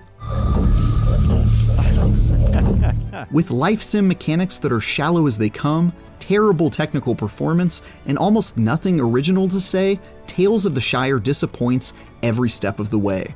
There's hints of a better game to be found in its slightly more robust cooking mechanics, as well as the occasionally amusing writing and dialogue that prove this setting was indeed ripe for a life sim if better executed. But like a Silmaril, those dreams have vanished deep in the depths of Angband. A 4. For more, check out our early access review of Grounded 2. Which we're about to do, actually. We're actually about to do that. That's a painful one, huh? 4. It's sad. It's sad because obviously when we first saw it, I was like, why? Why are you making a Tales of the Shire game? But then we started watching other videos, and I was like, it's very nice looking. I see what they can do. If they make a good game, if they make a game, sell a game, but it doesn't look like they made a game.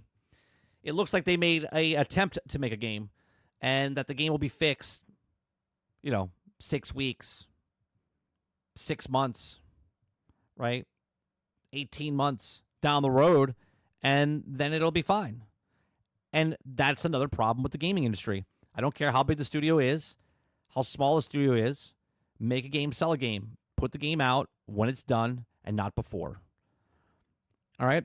So now we're going to Grounded 2. We're going to play this.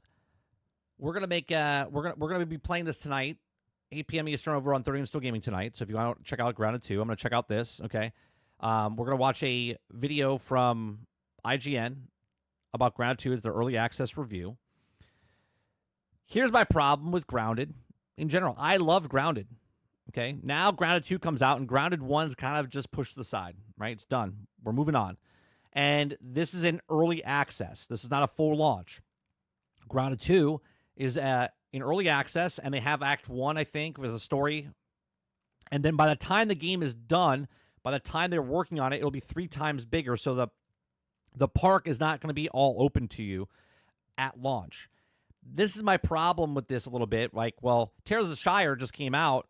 It's not a done game, but it's also not in preview program. It's just a done game that they put out, but it's going to get fixed over time, just like many other games. Grounded 2 is an incomplete game, which is in preview program, and now you have to look at it differently because they didn't release it in full edition. Ahead of time, if you buy this, it's an early access preview program, right? If you're a Game Pass member, you get it automatically because it's part of the preview program. It's part of Game Pass or whatever. But for the most part, there's no difference between this game and what that game will be because this game is not complete. But hopefully they've taken Grounded 1 and moved it over, and it runs really well. But we'll see. We'll see tonight for ourselves. Let's watch this. All the links are in the description down below, so make sure you check those out, okay? Enchanting. Obsidian recently made a lot of hay out of how it's a studio that's best known for sequels.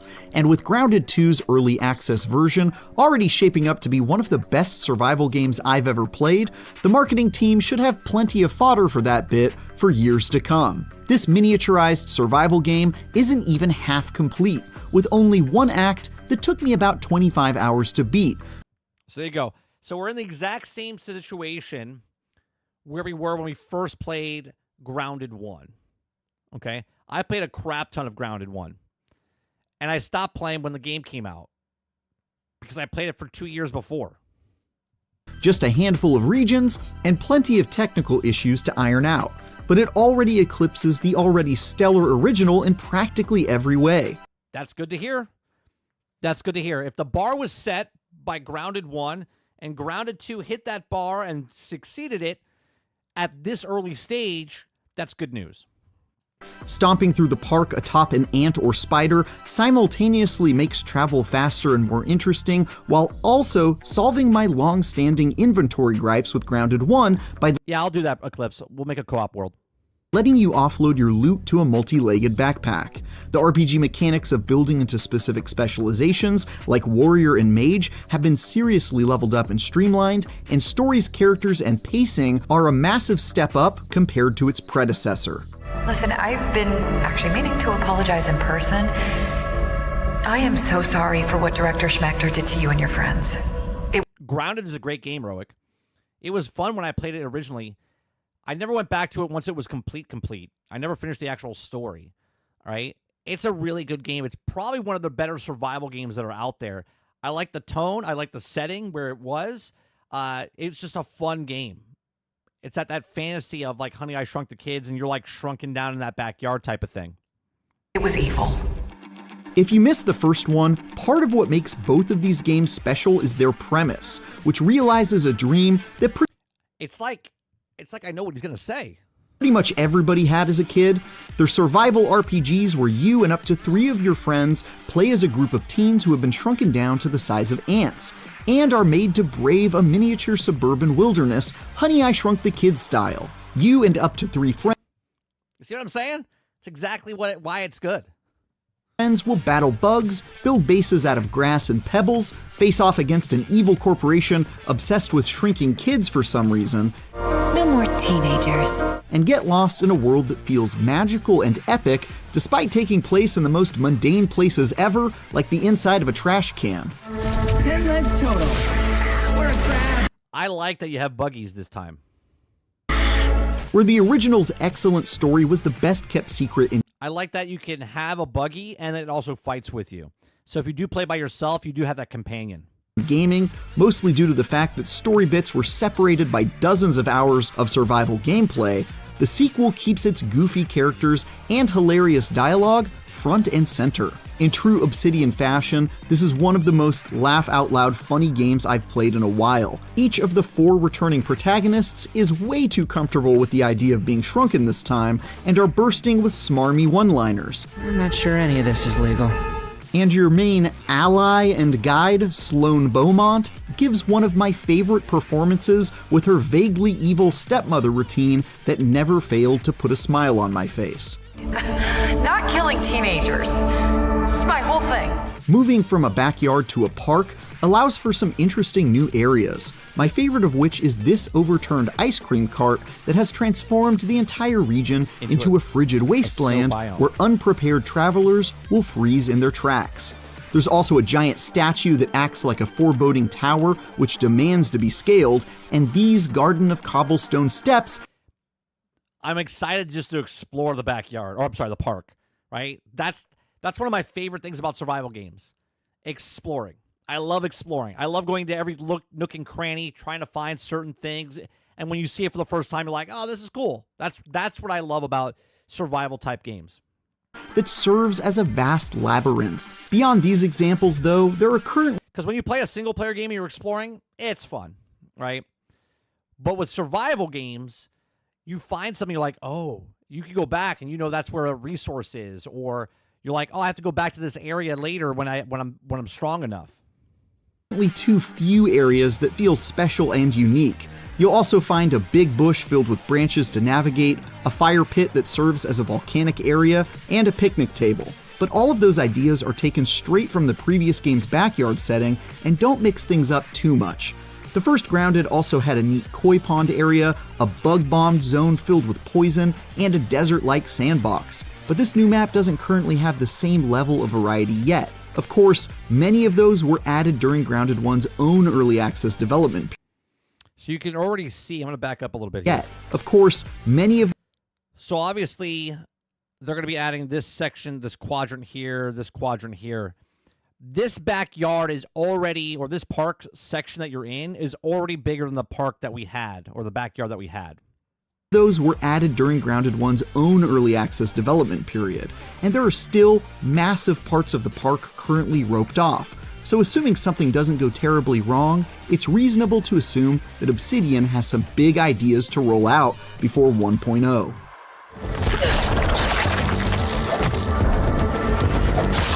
A lot of the fundamentals from the first Grounded have returned, including enemies like red ants and orb weavers, weapons like the life-draining The spiders, man, they freaked me out when I played. mosquito needle rapier, and I want a game where I can play as a bug, to be a bug. There is one. Look it up, Ray. I believe there's one. Is it called Colony? It came out late last year. I think that's what it's called. and mechanics like the mutation system and Or it's called Ants, actually, I think. weapon upgrades that will all feel pretty familiar as of now. But Grounded 2 also doesn't shy away from trying new things and making important improvements, like how you no longer need to carry around a shovel, axe, and hammer since it's all been replaced with a much better Omni tool that you always have on hand and doesn't require repairing. That's just handy. One massive change is the fact that you can now build into specific classes, like Rogue or that's Mage, nice. with armor and weapons available, Empire of Ants. Thank you, cool. to support different playstyles. This was already sort of an unofficial thing in the original, but now you get equipment specially designed with certain functions in mind and stat bonuses to go with them, which is really freaking cool. Getting to choose between turning my nerdy team... Wait a minute.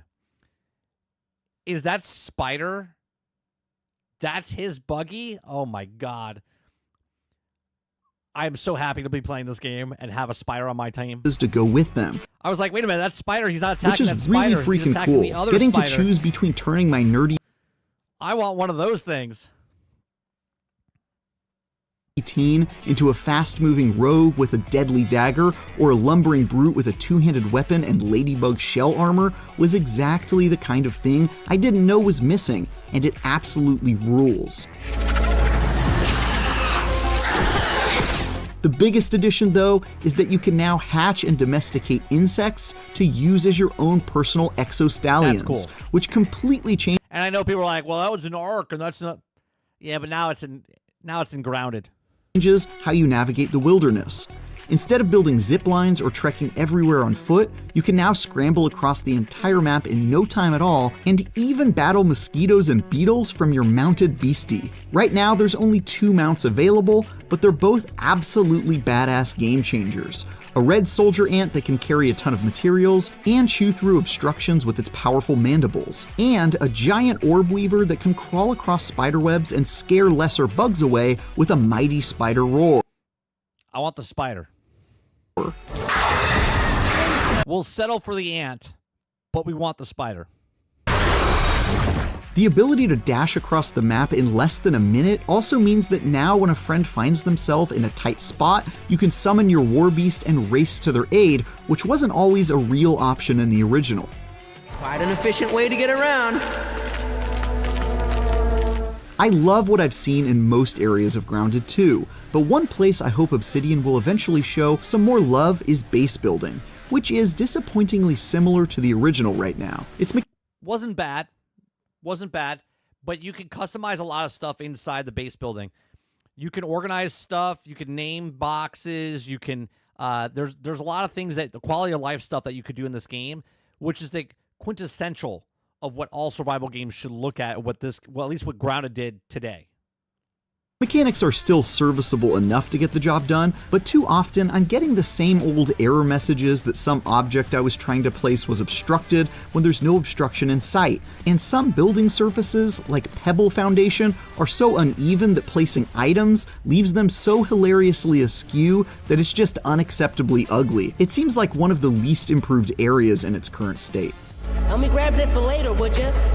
Another thing that could use some love is enemy variety, since the vast majority of baddies you'll find in Grounded 2 are ripped straight from its predecessor. Yeah, but what do you want them to do with that part? I think that's a little of a nitpick right now, right? Obviously, you're going to have the same type of creatures.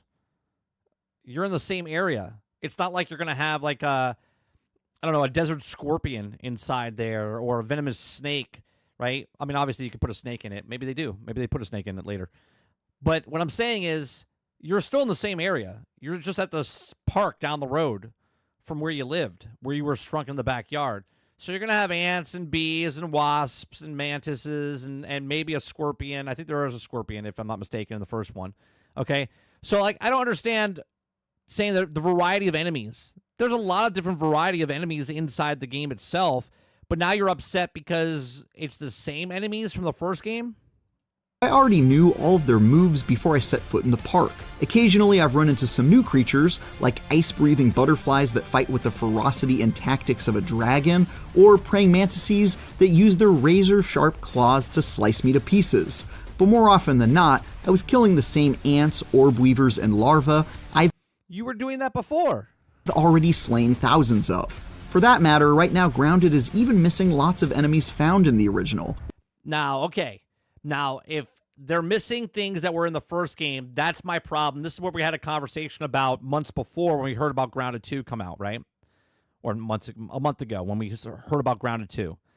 I said, if they take stuff away and then bring it back in after the fact, then it's actually better to play Grounded 1 than it would be to play Grounded 2. Because there's more in Grounded 1 than there is in Grounded 2.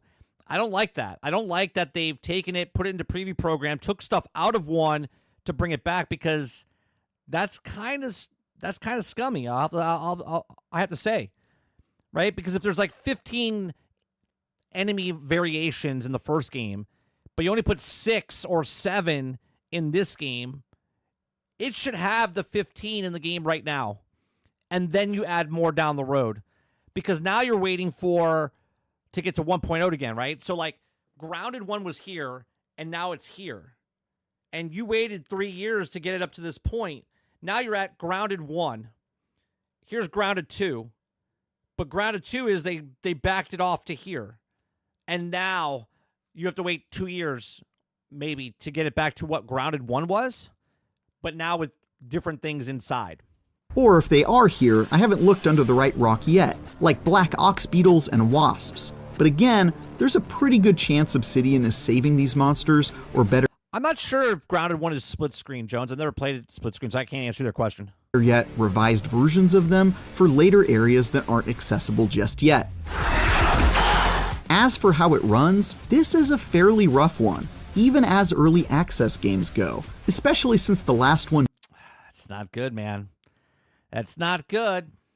Didn't perform the best even well after it reached its 1.0 version. I wasn't expecting it to run flawlessly, but even with those expectations set, this was reliably unreliable. After building a good-sized base and chopping down a bunch of grass, I found that the area near my home regularly had serious frame rate issues. My game crashed about once every 5 or so hours, enemies would occasionally get stuck inside objects, and more. I know, Now, see, here we are. He just gave the review. Travis just gave the review of Tales of the Shire. Started talking about crashes and bugs for a game that was completely released, and now we're talking about a preview program, early access game, doing the exact same thing.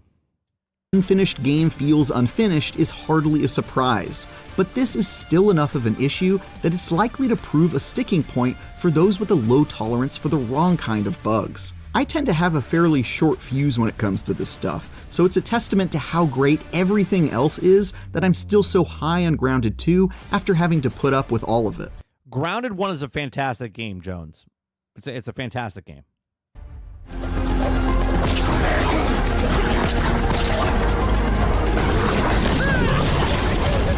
Out of the early access gates, Grounded 2 is well on its way to becoming one of my favorite survival games ever, even in its very incomplete and fairly buggy state.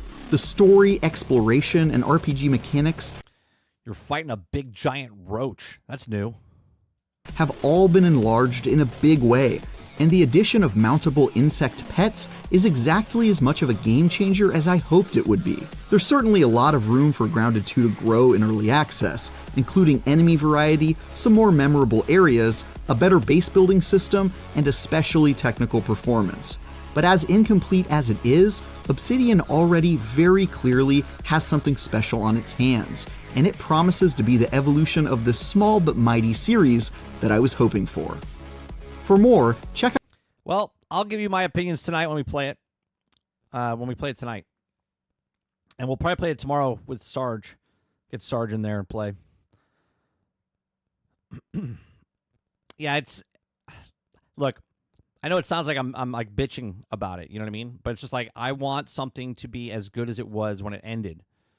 Right? Destiny kind of did the same thing. Destiny 1 was here at the end of Destiny 1. Destiny 2 came in and it wasn't there. It was here. And then it surpassed it. It's like, I don't know, under-deliver, under-promise, over-deliver? I don't know. But they didn't over-promise. They under-promised and under-delivered. Or over-promised and under-delivered is what they did. Right? So let's go to this now, where it talks about Grounded 2, even in early access, is one of the best survival games I've ever played. Right? This is from PC. Okay, welcome to the Ant Party. It says, when Grounded 2 finished downloading, I was pretty late. I lied to myself and pretended I just dipped in for a minute and get my footing in. And then I called it a night. 7 hours later, I was picking fights with spiders on top of a steed, fending off invading cyborg ants with my acorn turrets, taking pictures and lovely butterflies. It also could take breaks from all the murder. The damn game is going to be a nightmare for Desire to one day go to bed at a reasonable hour. Uh-oh, it's one of those games, huh? It doesn't rock the boat too much, but in the ways that was also Obsidian is building, one of the tweaking of the formulas established in the first survival game, will also just do so damn good. It's grounded, but much better than grounded. It says room to grow. Some caveats first. Obsidian and the new partner, Games Montreal, is taking early access route again. So what you're getting at launch on July 29th is an in-development build where much of the map has yet to be built. But the first area we've gotten our hands on is a massive around the size of the entire first game. And the early access version greatly benefits from the fact that Obsidian's already made one of those before. Arguably, the biggest downside of Grounded 2 is being incomplete. It's a not very impressive performance. Graphics settings are extremely limited, so don't expect to get into the nuts and bolts. There's also presets, but you also can tweak the specific elements that presets changes, and also there's DLSS or alternative. On the highest preset, you could get 60 frames per second, and bumping it down to provide only modest performance gains. My rig is an RTX 4090, Intel i9, 3900, 32 gigabytes of RAM, and well above the recommended specs. It can handle anything that you throw at it normally. So I can't imagine anyone running it smoothly until they also have some performance improvements. I'm playing on the Xbox, so I expect 3 crashes tonight. Okay. The good news is that Grounded 2 is absolutely gorgeous. The colorful cartoon aesthetics, the original game was also been maintained naturally, but benefits from greatly improved lighting and higher quality textures. The in-game mundane park transformed into a stunning, surreal vista. There's also dirty old camera looks like striking alien. It's also another survival game out there that's better than sightseeing. More than once, I became a spider chow because I distracted by the sun peeking through the towering blades of grass, and because it enchanted my incredible view of the park from atop the chaotic picnic table. I almost like a beauty of a natural world, working with the critters, trying to hypnotize me just as time for dinner.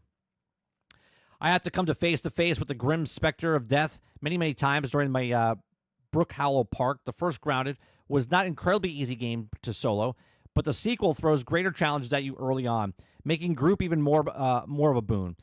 Paris was saying that as well. He said Grounded 2 was brutal. It's really hard by yourself. So the power of friendship. He says, my anthill heist took me into an embarrassing long time to pull off. I've been sent down to the park depths of the CEO, definitely not an evil on it, who almost certainly doesn't have ultra movement to collect the red ant soldier eggs. It was a long journey, full of soldier attacks, 2 separate spider attacks, several corpse runs. But at the end, I had an egg, and shortly after that, my first mount. So that sounds like that's going to be the first thing we should do today, Brain.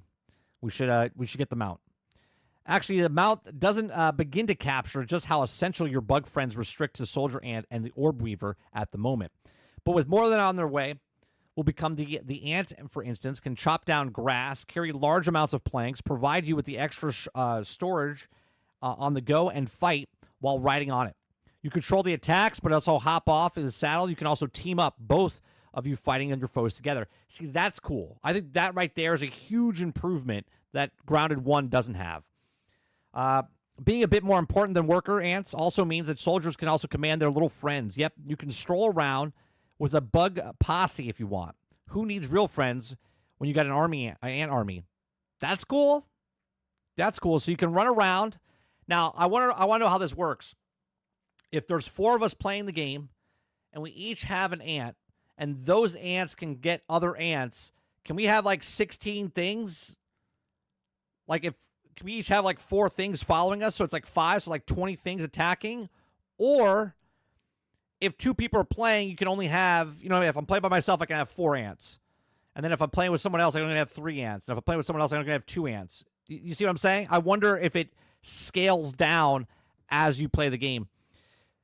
It's a huge boon for exploration, too, even with the buggies, as Obsidian calls them, simply serve to you as a novel mode of transportation. They're also still brilliant. My ant moves like clappers.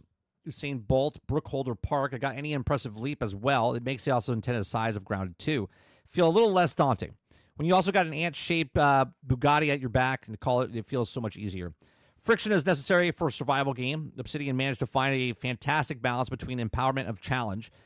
Even with my ant, I faced plenty of trials and tribulations, but I also felt capable of doing so much more I could do in the original Grounded. I could travel further, carry more build and base faster, fewer frustrations and more fun. That's essential for my experience so far. I still got lost in the underground maze, still got massacred by a larva that also dug out of the ground, expecting to find a grub. Still had a plan. Pay attention to your stamina, your hunger, and thirst. You can also be tricky and savage and frantic, but also achieves this. I already have a farm method that I did in the first game, so I wonder if it works in the second game. We'll see how that works. Okay. It says, be prepared. Take on the Omni tool. The addition is less impressive than an army of ants on paper, but one that does not allow to make Grounded 2 feel like a huge improvement over the predecessor. The Omni tool replaces your gathering tools, so now you've got one tool that you can also expand to upgrade. It doesn't even take up a single inventory slot. Well, that's nice. Regardless of what you've seen and you got equipped, we also talk about the blade of grass or a boulder. You can also just harvesting at the touch of a button. All the good parts have been preserved. It's all fundamental part of the game's progression, forcing you to go further. A field of face of trickery challenges you to can upgrade the tool. You can also turn in giving you access to more exotic resources, but now it's simply less pointless of a hassle. Resource runs are much more pleasant now with the handy Swiss Army knife. So no more mocking around in your inventory, switching through tools. Oh, that was horrendous when it first came out. Just hit a button. Friction instead comes off from other things that might encounter on the run, whether it's an orb weaver hunting you down or running out of food or getting stuck in a dangerous, unfamiliar territory after dark. In the first Grounded, more of a builder. In the latest playthrough, much of my time has been spent constructing of a handsome house, also top of a juice carton. While my girlfriend risks life and limb hunting down resources, murdering tadpoles, also getting lost. In my defense, I'm usually the one taking the wolf spiders. I like how he's justifying why his girl's out there fighting, not him. But in Grounded 2, I choose to spend a lot more time adventuring. This is particularly because I don't want to get too invested in the meaty building project.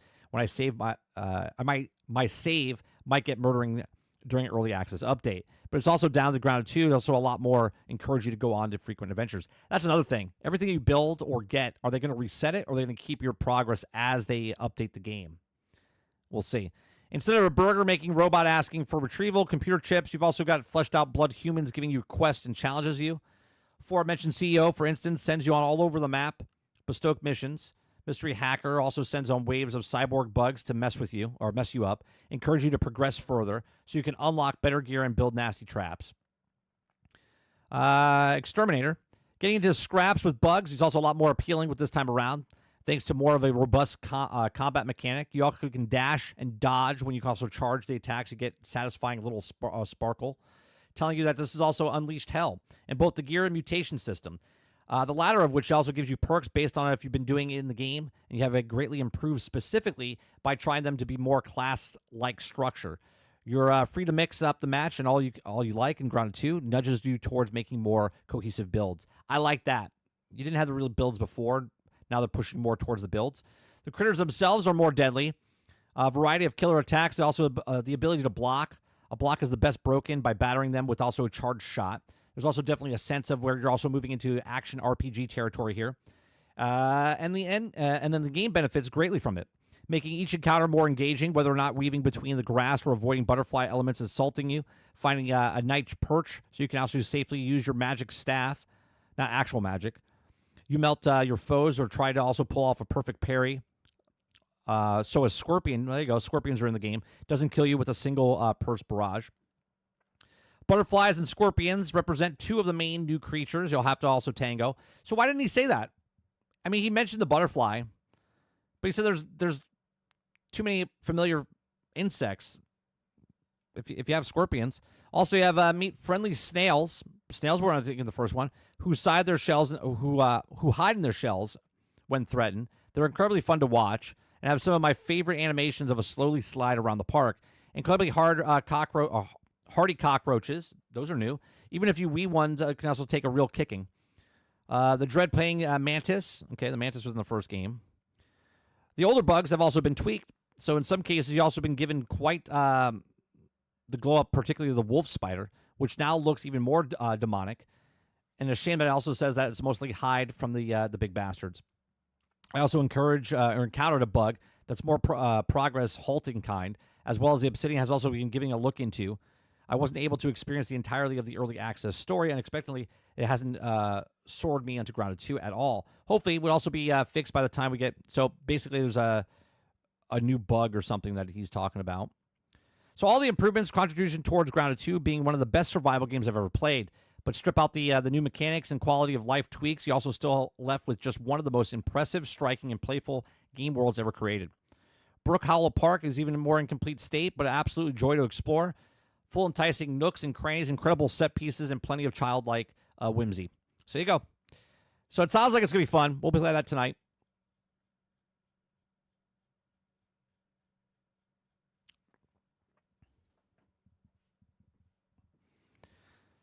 Let's see here. Starfield should have allowed us to ride the robot as a storage mount. That would have been fun.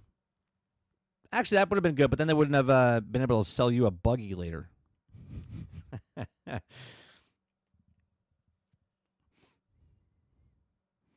Shit, if I can get a bug-free Ark Survival-like experience, I'm in.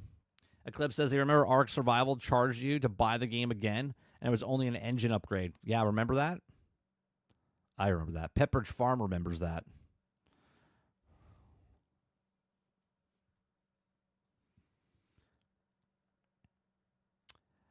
We'll see what happens. I hope. Look, my only big concern for Grounded is that it was less of a game than it was the Ground. You know what I'm saying? Like it was less of.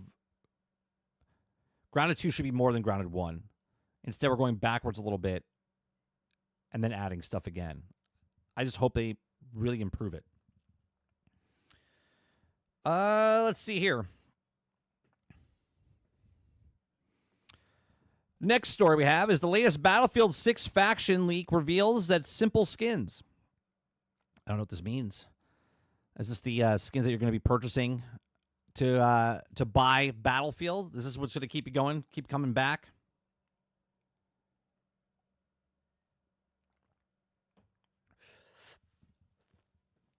Okay, the latest Battlefield 6 faction leak reveals simple skins. Battlefield 6 faction skins have surfaced through data mine.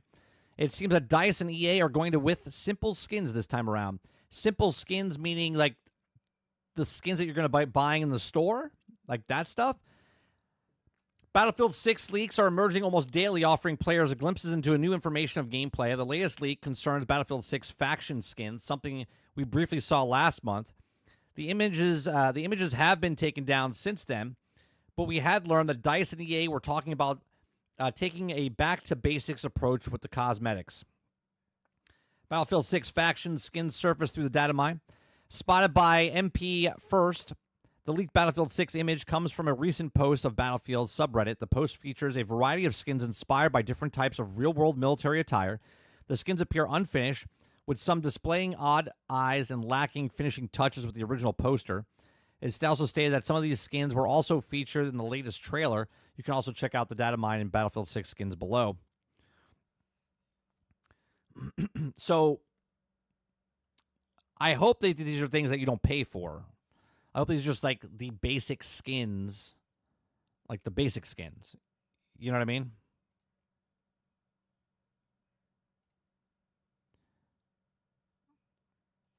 They definitely look very basic.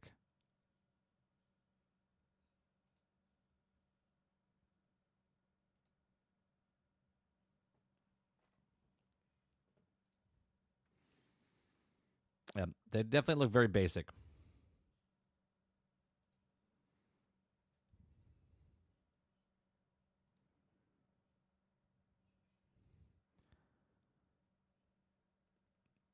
Yeah, it's early on stuff.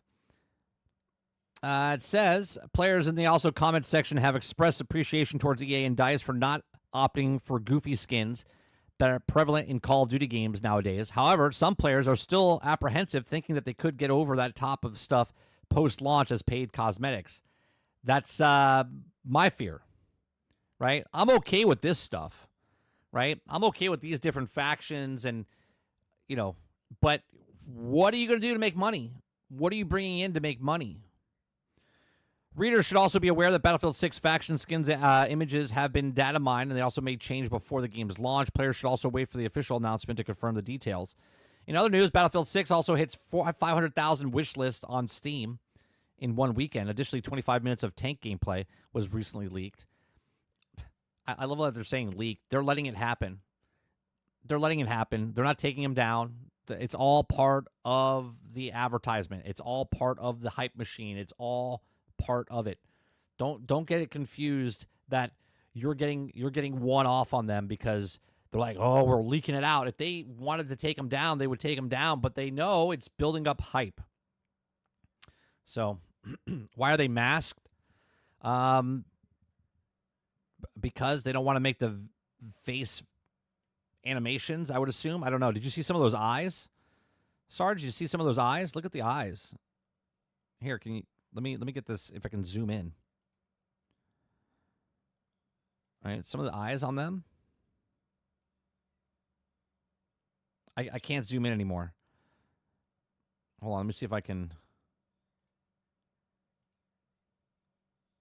No, I can't zoom in anymore. Their eyes are all like batshit crazy. Now, obviously, it's an early access, but yeah.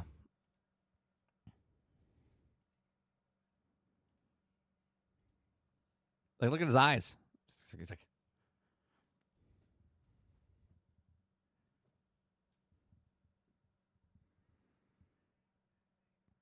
yeah, it's probably a basic skeleton, underneath, and then they just put the cosmetics on there. And let's be honest, you're not going to see a lot of stuff. His goggles and stuff will be down. You cover the faces. They're just going to look cool with military gear on. It's first person, right? So, Altern says, so I won't be able to dress like Seth Rogen in the middle of the battlefield. Not yet. Not yet. The only skins I would accept for this game is what Sarge has been talking about for the longest time, which is G.I. Joe and Cobra. That's it.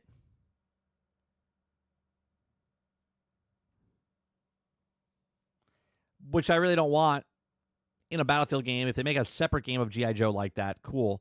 Because then everyone's running around, and then you see like 15 Deathstroke, right? 16 Cobra Commanders. You know what I mean? Like, you'll see like Duke all over the place. And that breaks the immersion as well. That breaks the immersion just as it would if it broke the immersion in Call of Duty if you see Seth Rogen running around or Snoop Dogg.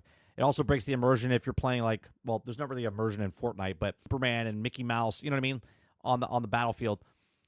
This particular game, it breaks immersion if I can see the same character multiple times, not a generic character, like an actual known character.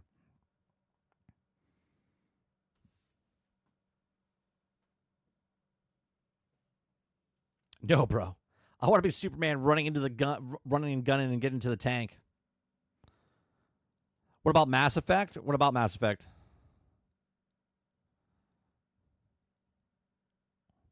What are we talking about Mass Effect?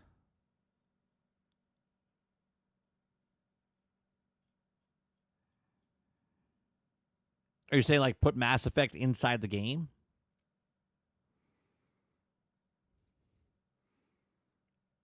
I don't want any of that stuff. I don't want any of that stuff in the Battlefield game. I don't want to pay for cosmetics. I don't want cosmetics coming in and ruining the game.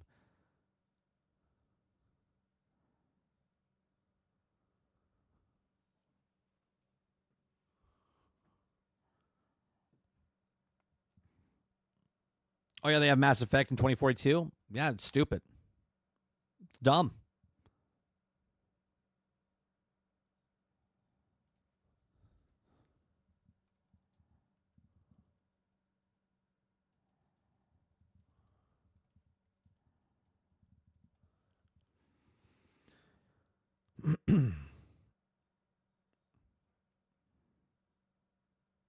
Roadkill says, has anyone played Ready or Not?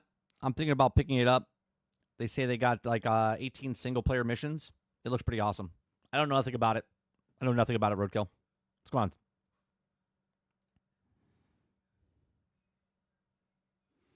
Titan says, I heard Mass Effect and Wolfenstein are getting TV shows. I know about Mass Effect. I didn't hear about Wolfenstein.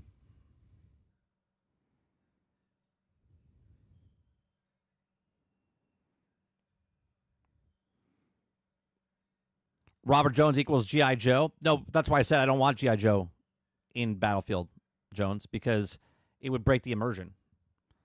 If you have a separate game of G.I. Joe where it's G.I. Joe versus Cobra, cool. But if you bring G.I. Joe skins into this game, it would break it, because you would walk around and see the same skins. You would have a whole team of Cobra Commanders. You would have a whole team of Dukes or Scarlets, which would be stupid.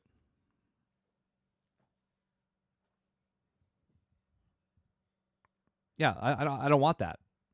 I'd rather have generic characters just running around just like they were in the past. I don't want well-known, established characters coming into Battlefield. I don't want Captain James T. Kirk running around the battlefield. I don't want military guys. I don't want Rambo running around on the battlefield. It's stupid.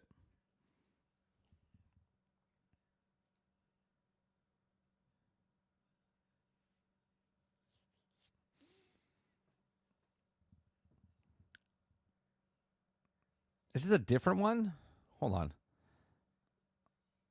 Early access, Ground 2 early access. Is that a different video? It's 26 minutes ago. Okay, I got it. All right, see it.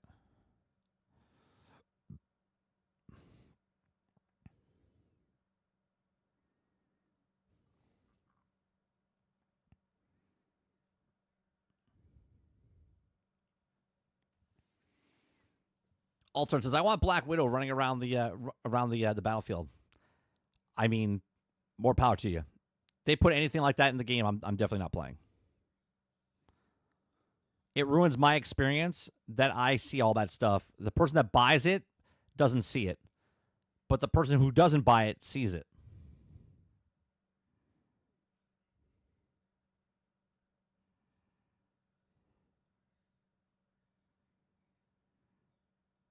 Did No Man's Sky do another update? I saw a picture a couple days ago. I didn't know if they had another update coming out.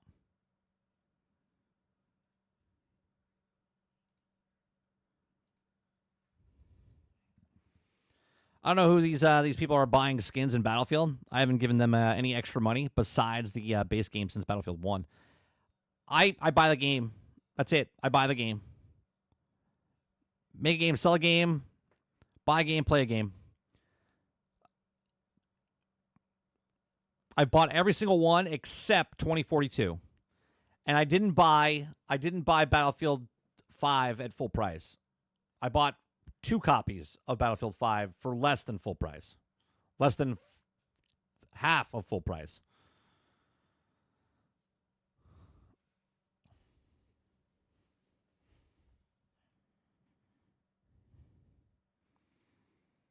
You see how that is? I mean, we've been talking about it on GXG, which is funny, where I said that they're going to charge people so they don't see the skins, right? Call of Duty, people are getting tired of looking at Beavis and Butthead and, Snoop Dogg, Nicki Minaj, and everybody else.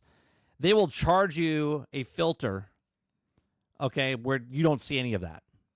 Where all they have to do is just put it in an option menu. I don't want to see any of that, right? So think about how stupid that would be, okay, because, I mean, obviously it'd be smart, but I'm saying stupid because you purchased the $10 skin.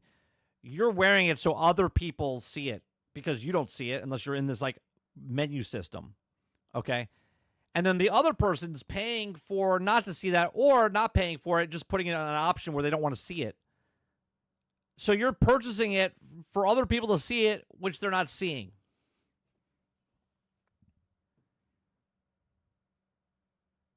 Altern says, in all seriousness, Battlefield isn't the game that you can also sell a bunch of skins if you don't break immersion like COD did. Well, they're going to try. They're going to try. Because where are they getting why would they give you a free-to-play Battle Royale mode if they weren't trying to microtransaction you? What are they selling? You think that they're not going to sell you any skins in a free Battle Royale mode? They got to sell something, Altern. So let's just say no skins in the game right off the bat. So the game comes out, Battlefield 6 comes out, you play the game, there's no skins being sold. You just play the game, you buy the game, you play the game, and then 3 months in, Battle Royale comes in, and someone goes, oh, cool. They have a new skin, and they buy that skin, and now obviously if I play the regular mission or if I play the Battle Royale, I'm going to see that person in that skin on the battlefield.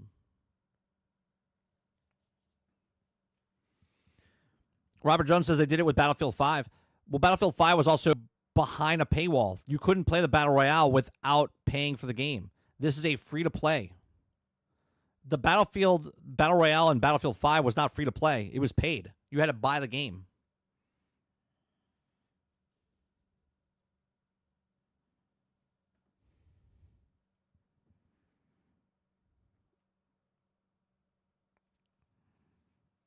That's why that failed. That Battle Royale mode was like, no one wants to play it because they're not playing Battlefield to play Battle Royale. They're playing Battlefield to play Battlefield. Hence why the Battlefield Battle Royale failed.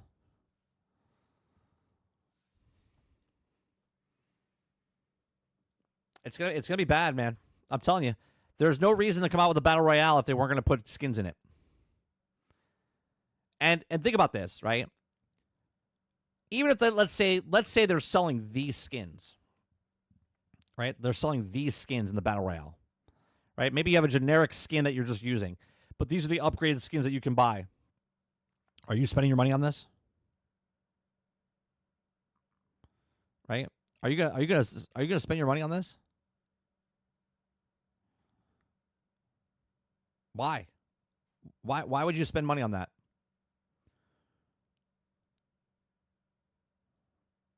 You have to make some really cool looking outfits to make people buy them.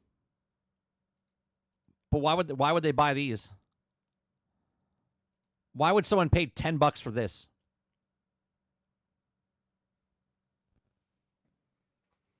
Charles Hawk says people played it. The paywall killed it. If it was so popular, though, even if people played it, yeah, people played it. People used to also throw a dart up in the air when we were kids and scatter so you don't get impaled by it. Right? We played it. But not a lot of people played it. And the reason people didn't play it is because it wasn't a good mode because it wasn't Battlefield.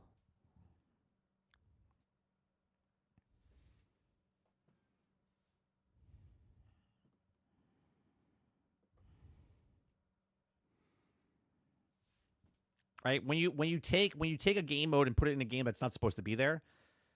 Charles, I don't think you were here yesterday when we talked about this because we talked about how Battlefield, the map leaked for Battle Royale, and they said potentially the Battle Royale comes out like 3 months after the fact. And I said that when Battle Royale comes out, that's the beginning of end of Battlefield. Because if Battle Royale takes off, Battlefield fails.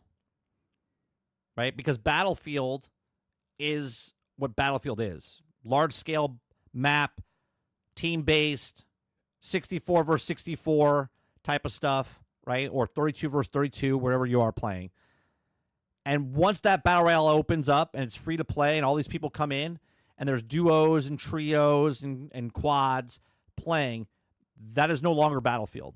It's Battlefield by name and name only, right? And at that point, if Battlefield succeeds in they sold the game and bought the game, so they'll sell, let's say 10, 12 million copies, that's a success for the game.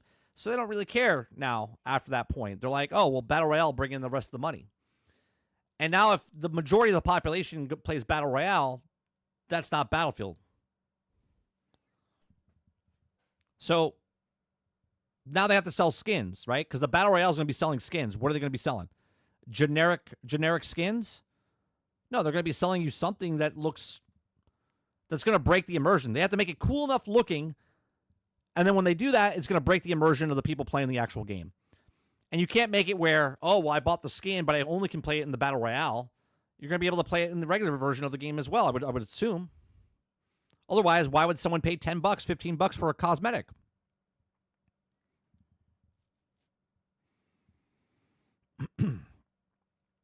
Titan says, in my dream world, Battlefield should be selling banners, profile images, everything else like skins should be grinded. Unfortunately, I don't think that's going to happen. Robert Jones says, nope, generic military skins should be earned. I mean, I agree with you. I agree that most things should be earned in the game to show, like, if someone is leveled up and you're playing with a guy that's got 400 hours in and he's a sergeant, you look at him and go, oh, he knows what he's doing. So if he's playing the assault class and his assault class is decked out, you know that he's been playing. But that's not how that works anymore. Robert Jones says Battlefield 5 sold some cool skins that weren't immersion breaking. I don't know what they did with the 2042. People buying them apparently. Yeah, it's gonna suck. Titan says what happened to Blackout was by design. They wanted people to move to the next game and Warzone.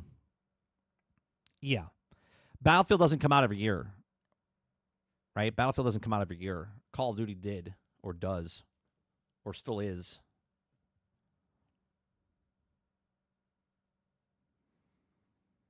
Eclipse says, yeah, you can't make money off that. Yeah, so it'll be interesting to see what happens, right? Because, here, actually, you know, let me look up.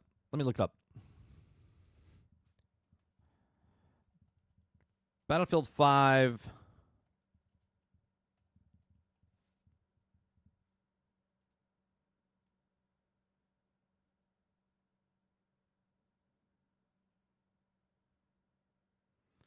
Do they have...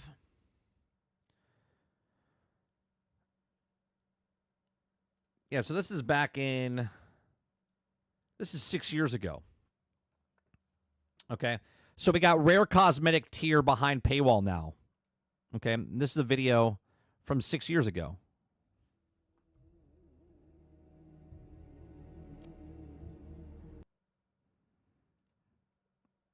Right? So they have skins. This is Battlefield 5 back in the day.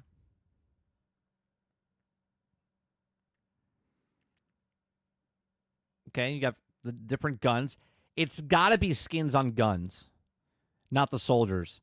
And here's why. Okay, it's got to be skins on guns and not characters, which is less immersion breaking, but still kind of whatever. The reason I don't think it's going to be mostly of characters, and this is why they're talking about the open class gun system or the closed class gun system. See, where I'm standing from right now, I think that they're doing this as a Trojan horse type of thing, where they're like, oh, we're letting you choose between an open class system and a closed class system. Now, the closed class system is what Battlefield fans like. Your assault, your support, your engineer, you have certain weapons that you use. Their open class system, which they kind of changed during 2042, they're still going with it. And the reason they're going with that is that they're going to tell you that we both tested it. And this one succeeded and this one didn't. Because if you have a closed class system, less people will buy cosmetic gun skins.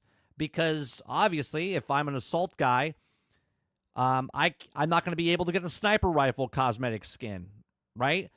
But if I can use any gun on any class, then that gun skin can be sold more times than not. You see where I'm going? So I think that they go more of a weapon skin, equipment type of stuff than the actual skin itself for the actual, like, player. But we shall see.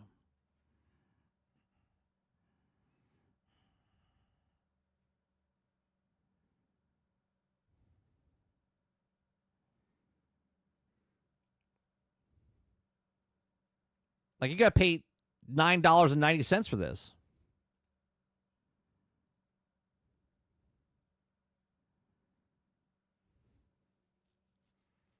Right? So they paid for the ensemble.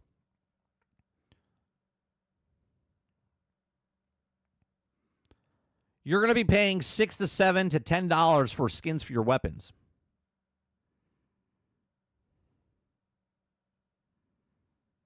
We'll see what happens. Obviously, I think the skins are going to be there. They're in Battlefield 5, like you said, Jones.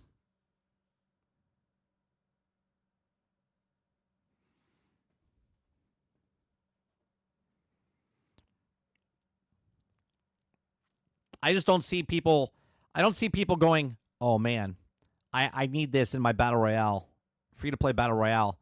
I need to buy this skin or this skin. But we'll see. We'll see what happens. What's going on, dog?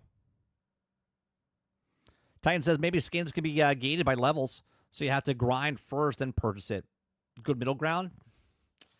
So earn the right to pay for it, at that point, you might as well go with a season pass, Titan. Do you know what I mean? Pay $10 for the season pass and have season pass cosmetics locked in. And then once you're done with the season pass, like you earn it as you go up the season pass.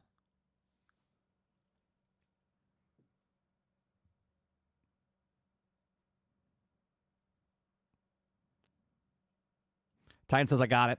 Different hue of blue for $10. Maybe. Yeah, I'm sure they're going to look at all these options.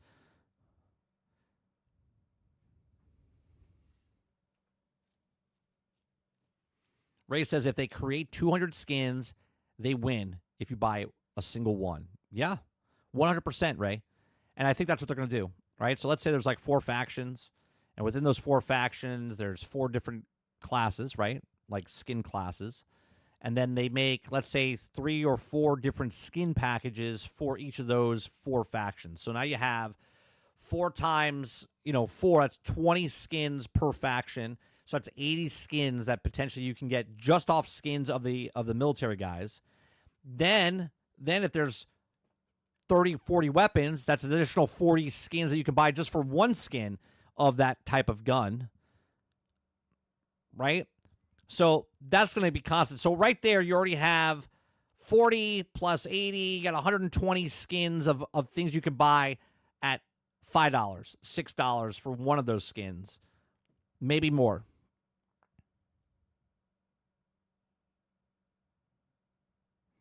I can see the future. They will add a reticle for $3. That's already happened, Altern.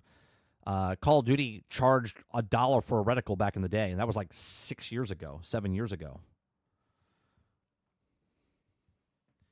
You didn't see the future. You saw the past. They already charged for the reticle.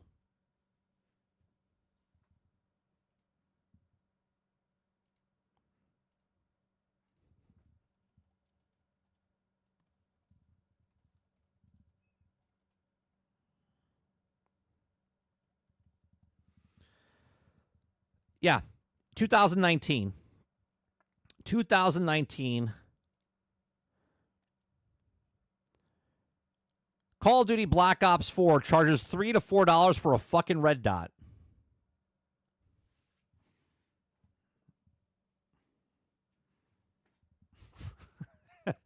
You didn't see the future. You had a nightmare of the past.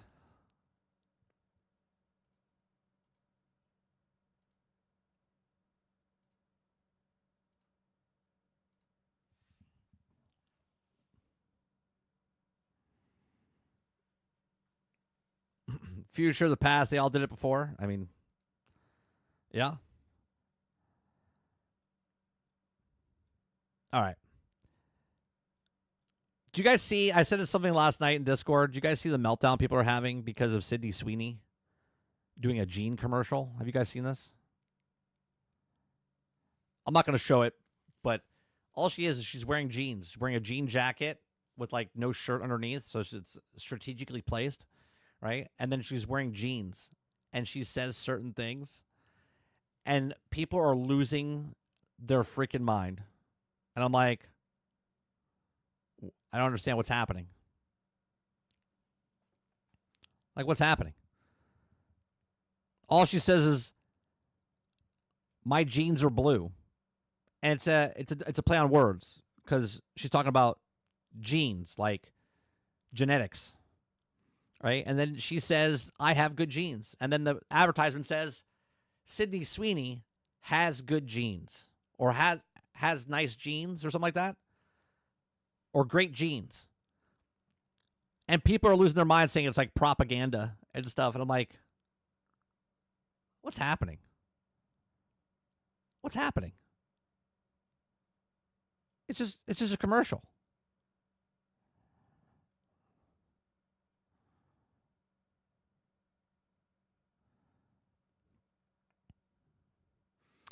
Assassin's Creed Shadows' latest update introduces new game plus, higher level cap, and more fixes.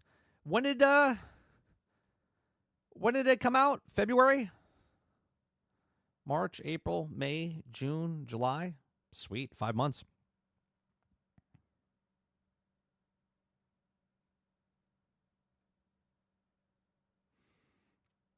Altern says, you don't understand it because you have a wife, 30. You guys only have inflated toys. No, but I don't see a problem with her saying she's got good genes. Yeah, she's making bank. She's taking the cash. But was it is it American Eagle? American Eagle is the people doing it.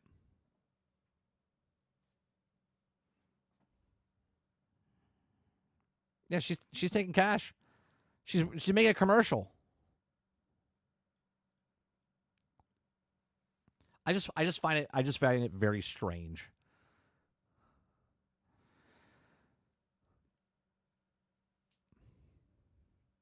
Robert Jones says it's mild propaganda. How is it propaganda? She's a girl. It's blonde hair, blue eyes. And she says, my jeans are blue, right? It's a play on words. Her eyes are blue. Her jeans are blue. I mean, I guess you could go...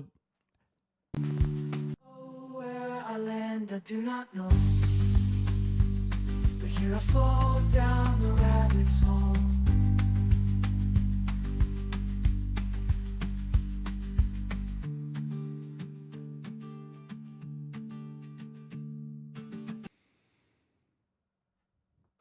Okay, so I guess you could go down.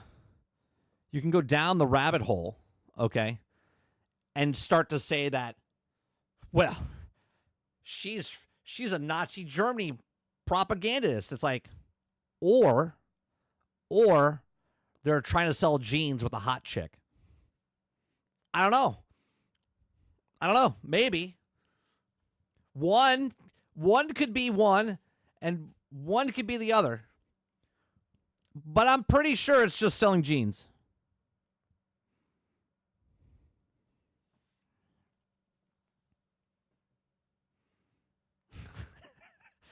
Altern says, I will say this.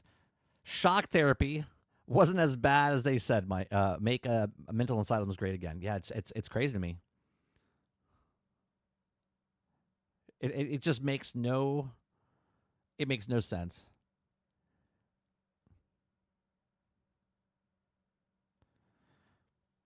Hold on, let's see. Oh, Precinct's on sale, $18.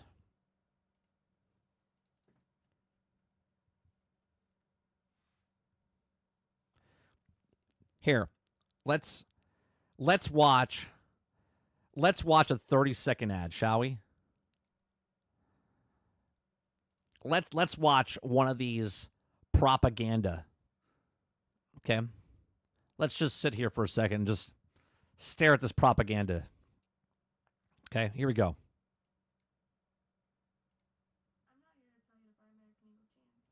No, you're not. No, you're not. Yep. Camera guy knows what he's doing. Right? She's definitely not selling jeans to me. She doesn't really have an ass. I'll be honest.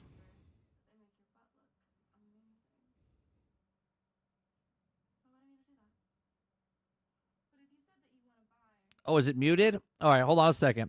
Not that you need to hear her. Not that you need to hear her. Here you go. I'm not here to tell you to buy American Eagle jeans.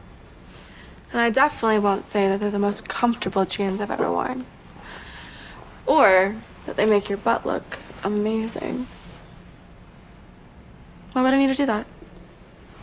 But if you said that you want to buy the jeans, I'm not going to stop you. But just so we're clear, this is not me telling you to buy American Eagle jeans. Of course not. Of course, she's not telling me to buy jeans. Sydney Sweeney This is a jean commercial? has very keen. You see what I did there, right? I did see what you did there. Right. Guys, I'll be back. I gotta go buy some American Eagle jeans.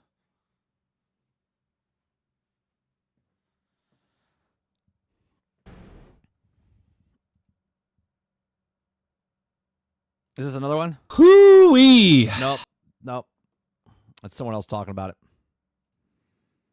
Let me see if I can find the other one. I'm not here to tell you to buy American... Let me see if I can find the other one where she says...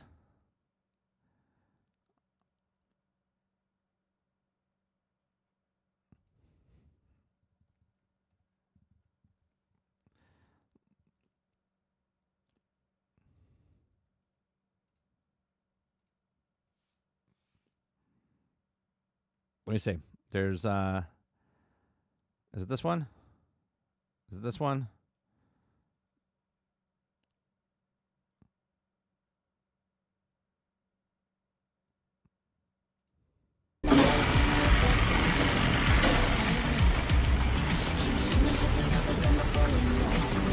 Sydney Sweeney has very keen. That dog. That dog. It's propaganda trying to make me like a dog.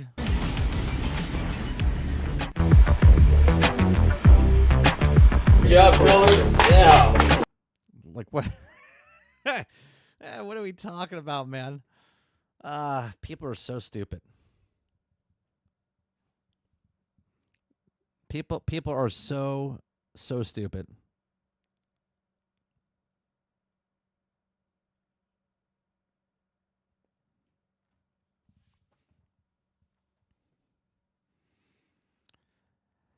Altered says, what would you prefer, Sydney Sweeney jeans or Pedro Pascal touchy anxiety? I mean, look, I'm not buying the jeans, okay, from her because she's a girl and she's talking about jeans. Like, am I going to be attracted to people now that are wearing American Eagle jeans? Perhaps. But I don't see any. Wait, that's a German Shepherd. Uh-oh. Yeah, it's definitely it.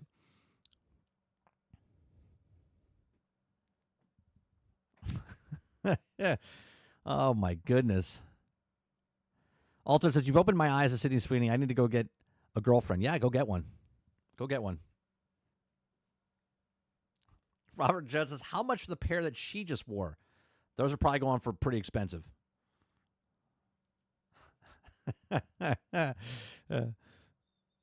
Dog says Das Boot. It's really just weird that people are like hating on this, and all she did was take money to make a commercial. They're hating the person that's taking the money instead of the people against the company.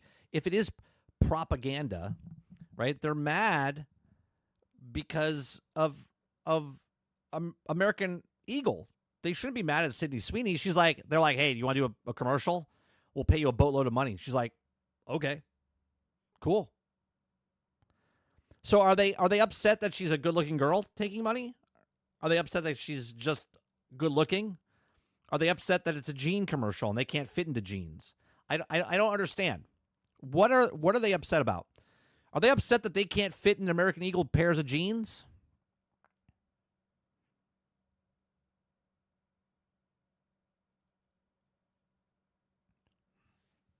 What is the crux of their argument here? Eclipse says, if you look at the people that are saying something about it, I'm just saying they don't look like Sweeney. Exactly. So it makes you wonder, are they upset that they just can't fit in the American Eagle jeans? I mean, I wear a size 36 waist now. Yeah, I'm a little sad. I used to be a 32, then a 34, then a 36, going up. You think I'm going to spend how much are American Eagle jeans?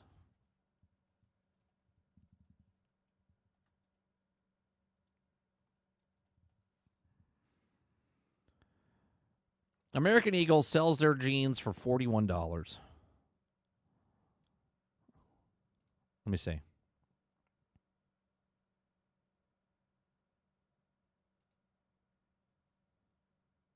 $54. $54.95. That's too rich for my blood. I'm definitely not going to buy their jeans. But I will watch the commercials some more time. Just a couple more times.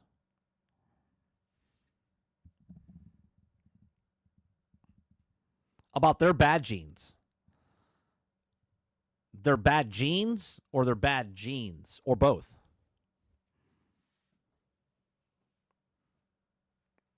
Sarge says constantly shoving food in your face is not bad genes. It's true.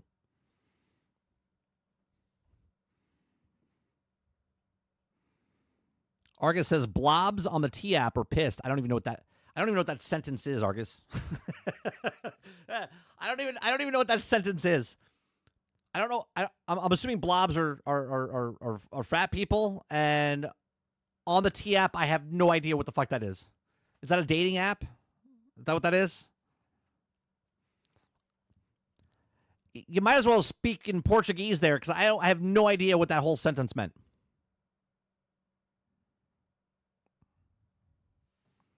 Blobs on the T app are pissed. I have no idea. I saw a commercial about a sexy guy talking about men's diapers and now masculine they feel using them. What? This is a 1-2 punch right here. I don't know. Between Argus's blobs on the T app, pissed, and Ray's, I saw a commercial about a sexy guy talking about men diapers and how masculine they feel using them. Starts it for $54. I get a pair of jeans that will also last a decade. But for $80, I get a game that only lasts until they tell me so. That's right. That's exactly right. Titan says 2025 slang. I don't know what it is. Charles says, I've been wearing American Eagle for years. It's the only brand that doesn't look baggy on me. There you go. But did you buy them? Did you buy them, though, Charles, because of Cindy Sweeney? And because you wear American Eagle jeans, you might be, I don't know. I'm joking, by the way. Of course we're down the rabbit hole. I put the rabbit hole on the screen, Jones. Of course we went down the rabbit hole. I already prefaced it with the rabbit hole. We're going down the rabbit hole.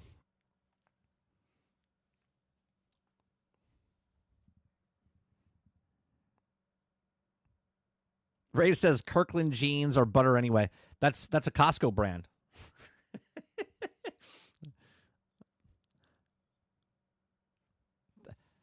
Costco sells those, right? In Florida, we don't actually have real jeans here. We have Florida jeans. Florida jeans are jeans that, like, if you wore them during winter, you would freeze your ass off because they're like very thin. We don't wear jeans, like actual jeans.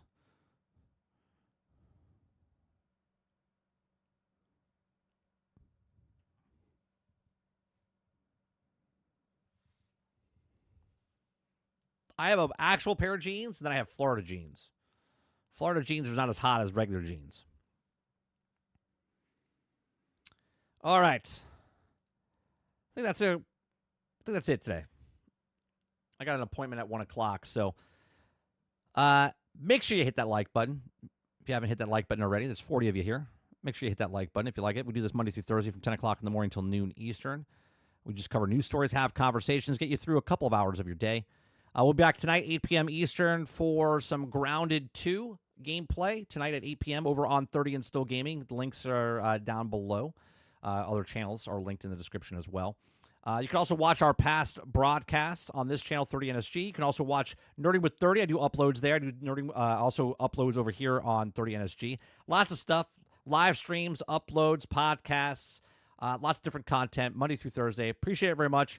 I'll see you guys on the next one. Enjoy the rest of your day. Peace.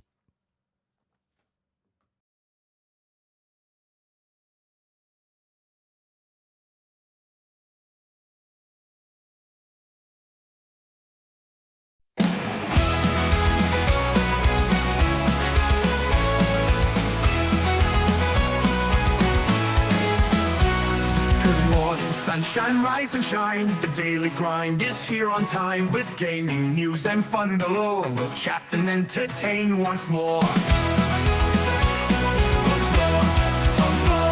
The coffee's hot, the mic is on. Jump in the chat, let's have some fun. From pixel small to stories grand, we bring the magic to your hand.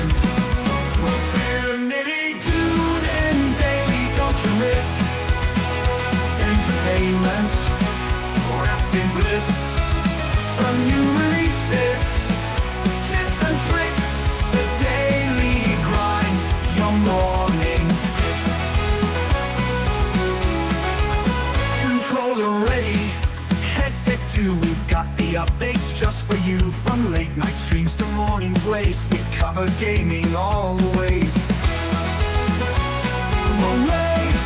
Race, controller ready, headset too. We've got the updates just for you. From late night streams to morning plays, we cover gaming always. Laughs and news, our winning blend, the show with you, our dearest friend.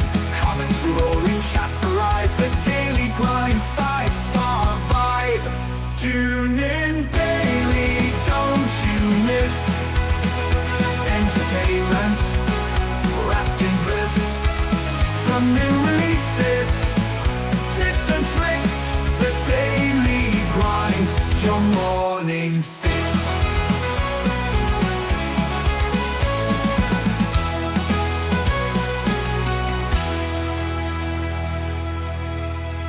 Good morning, sunshine, rise and shine. The daily grind is here on time with gaming news and fun below. We'll chat and entertain once more. The coffee's hot, the mic is on. Jump in the chat, let's have some fun. From pixel small to star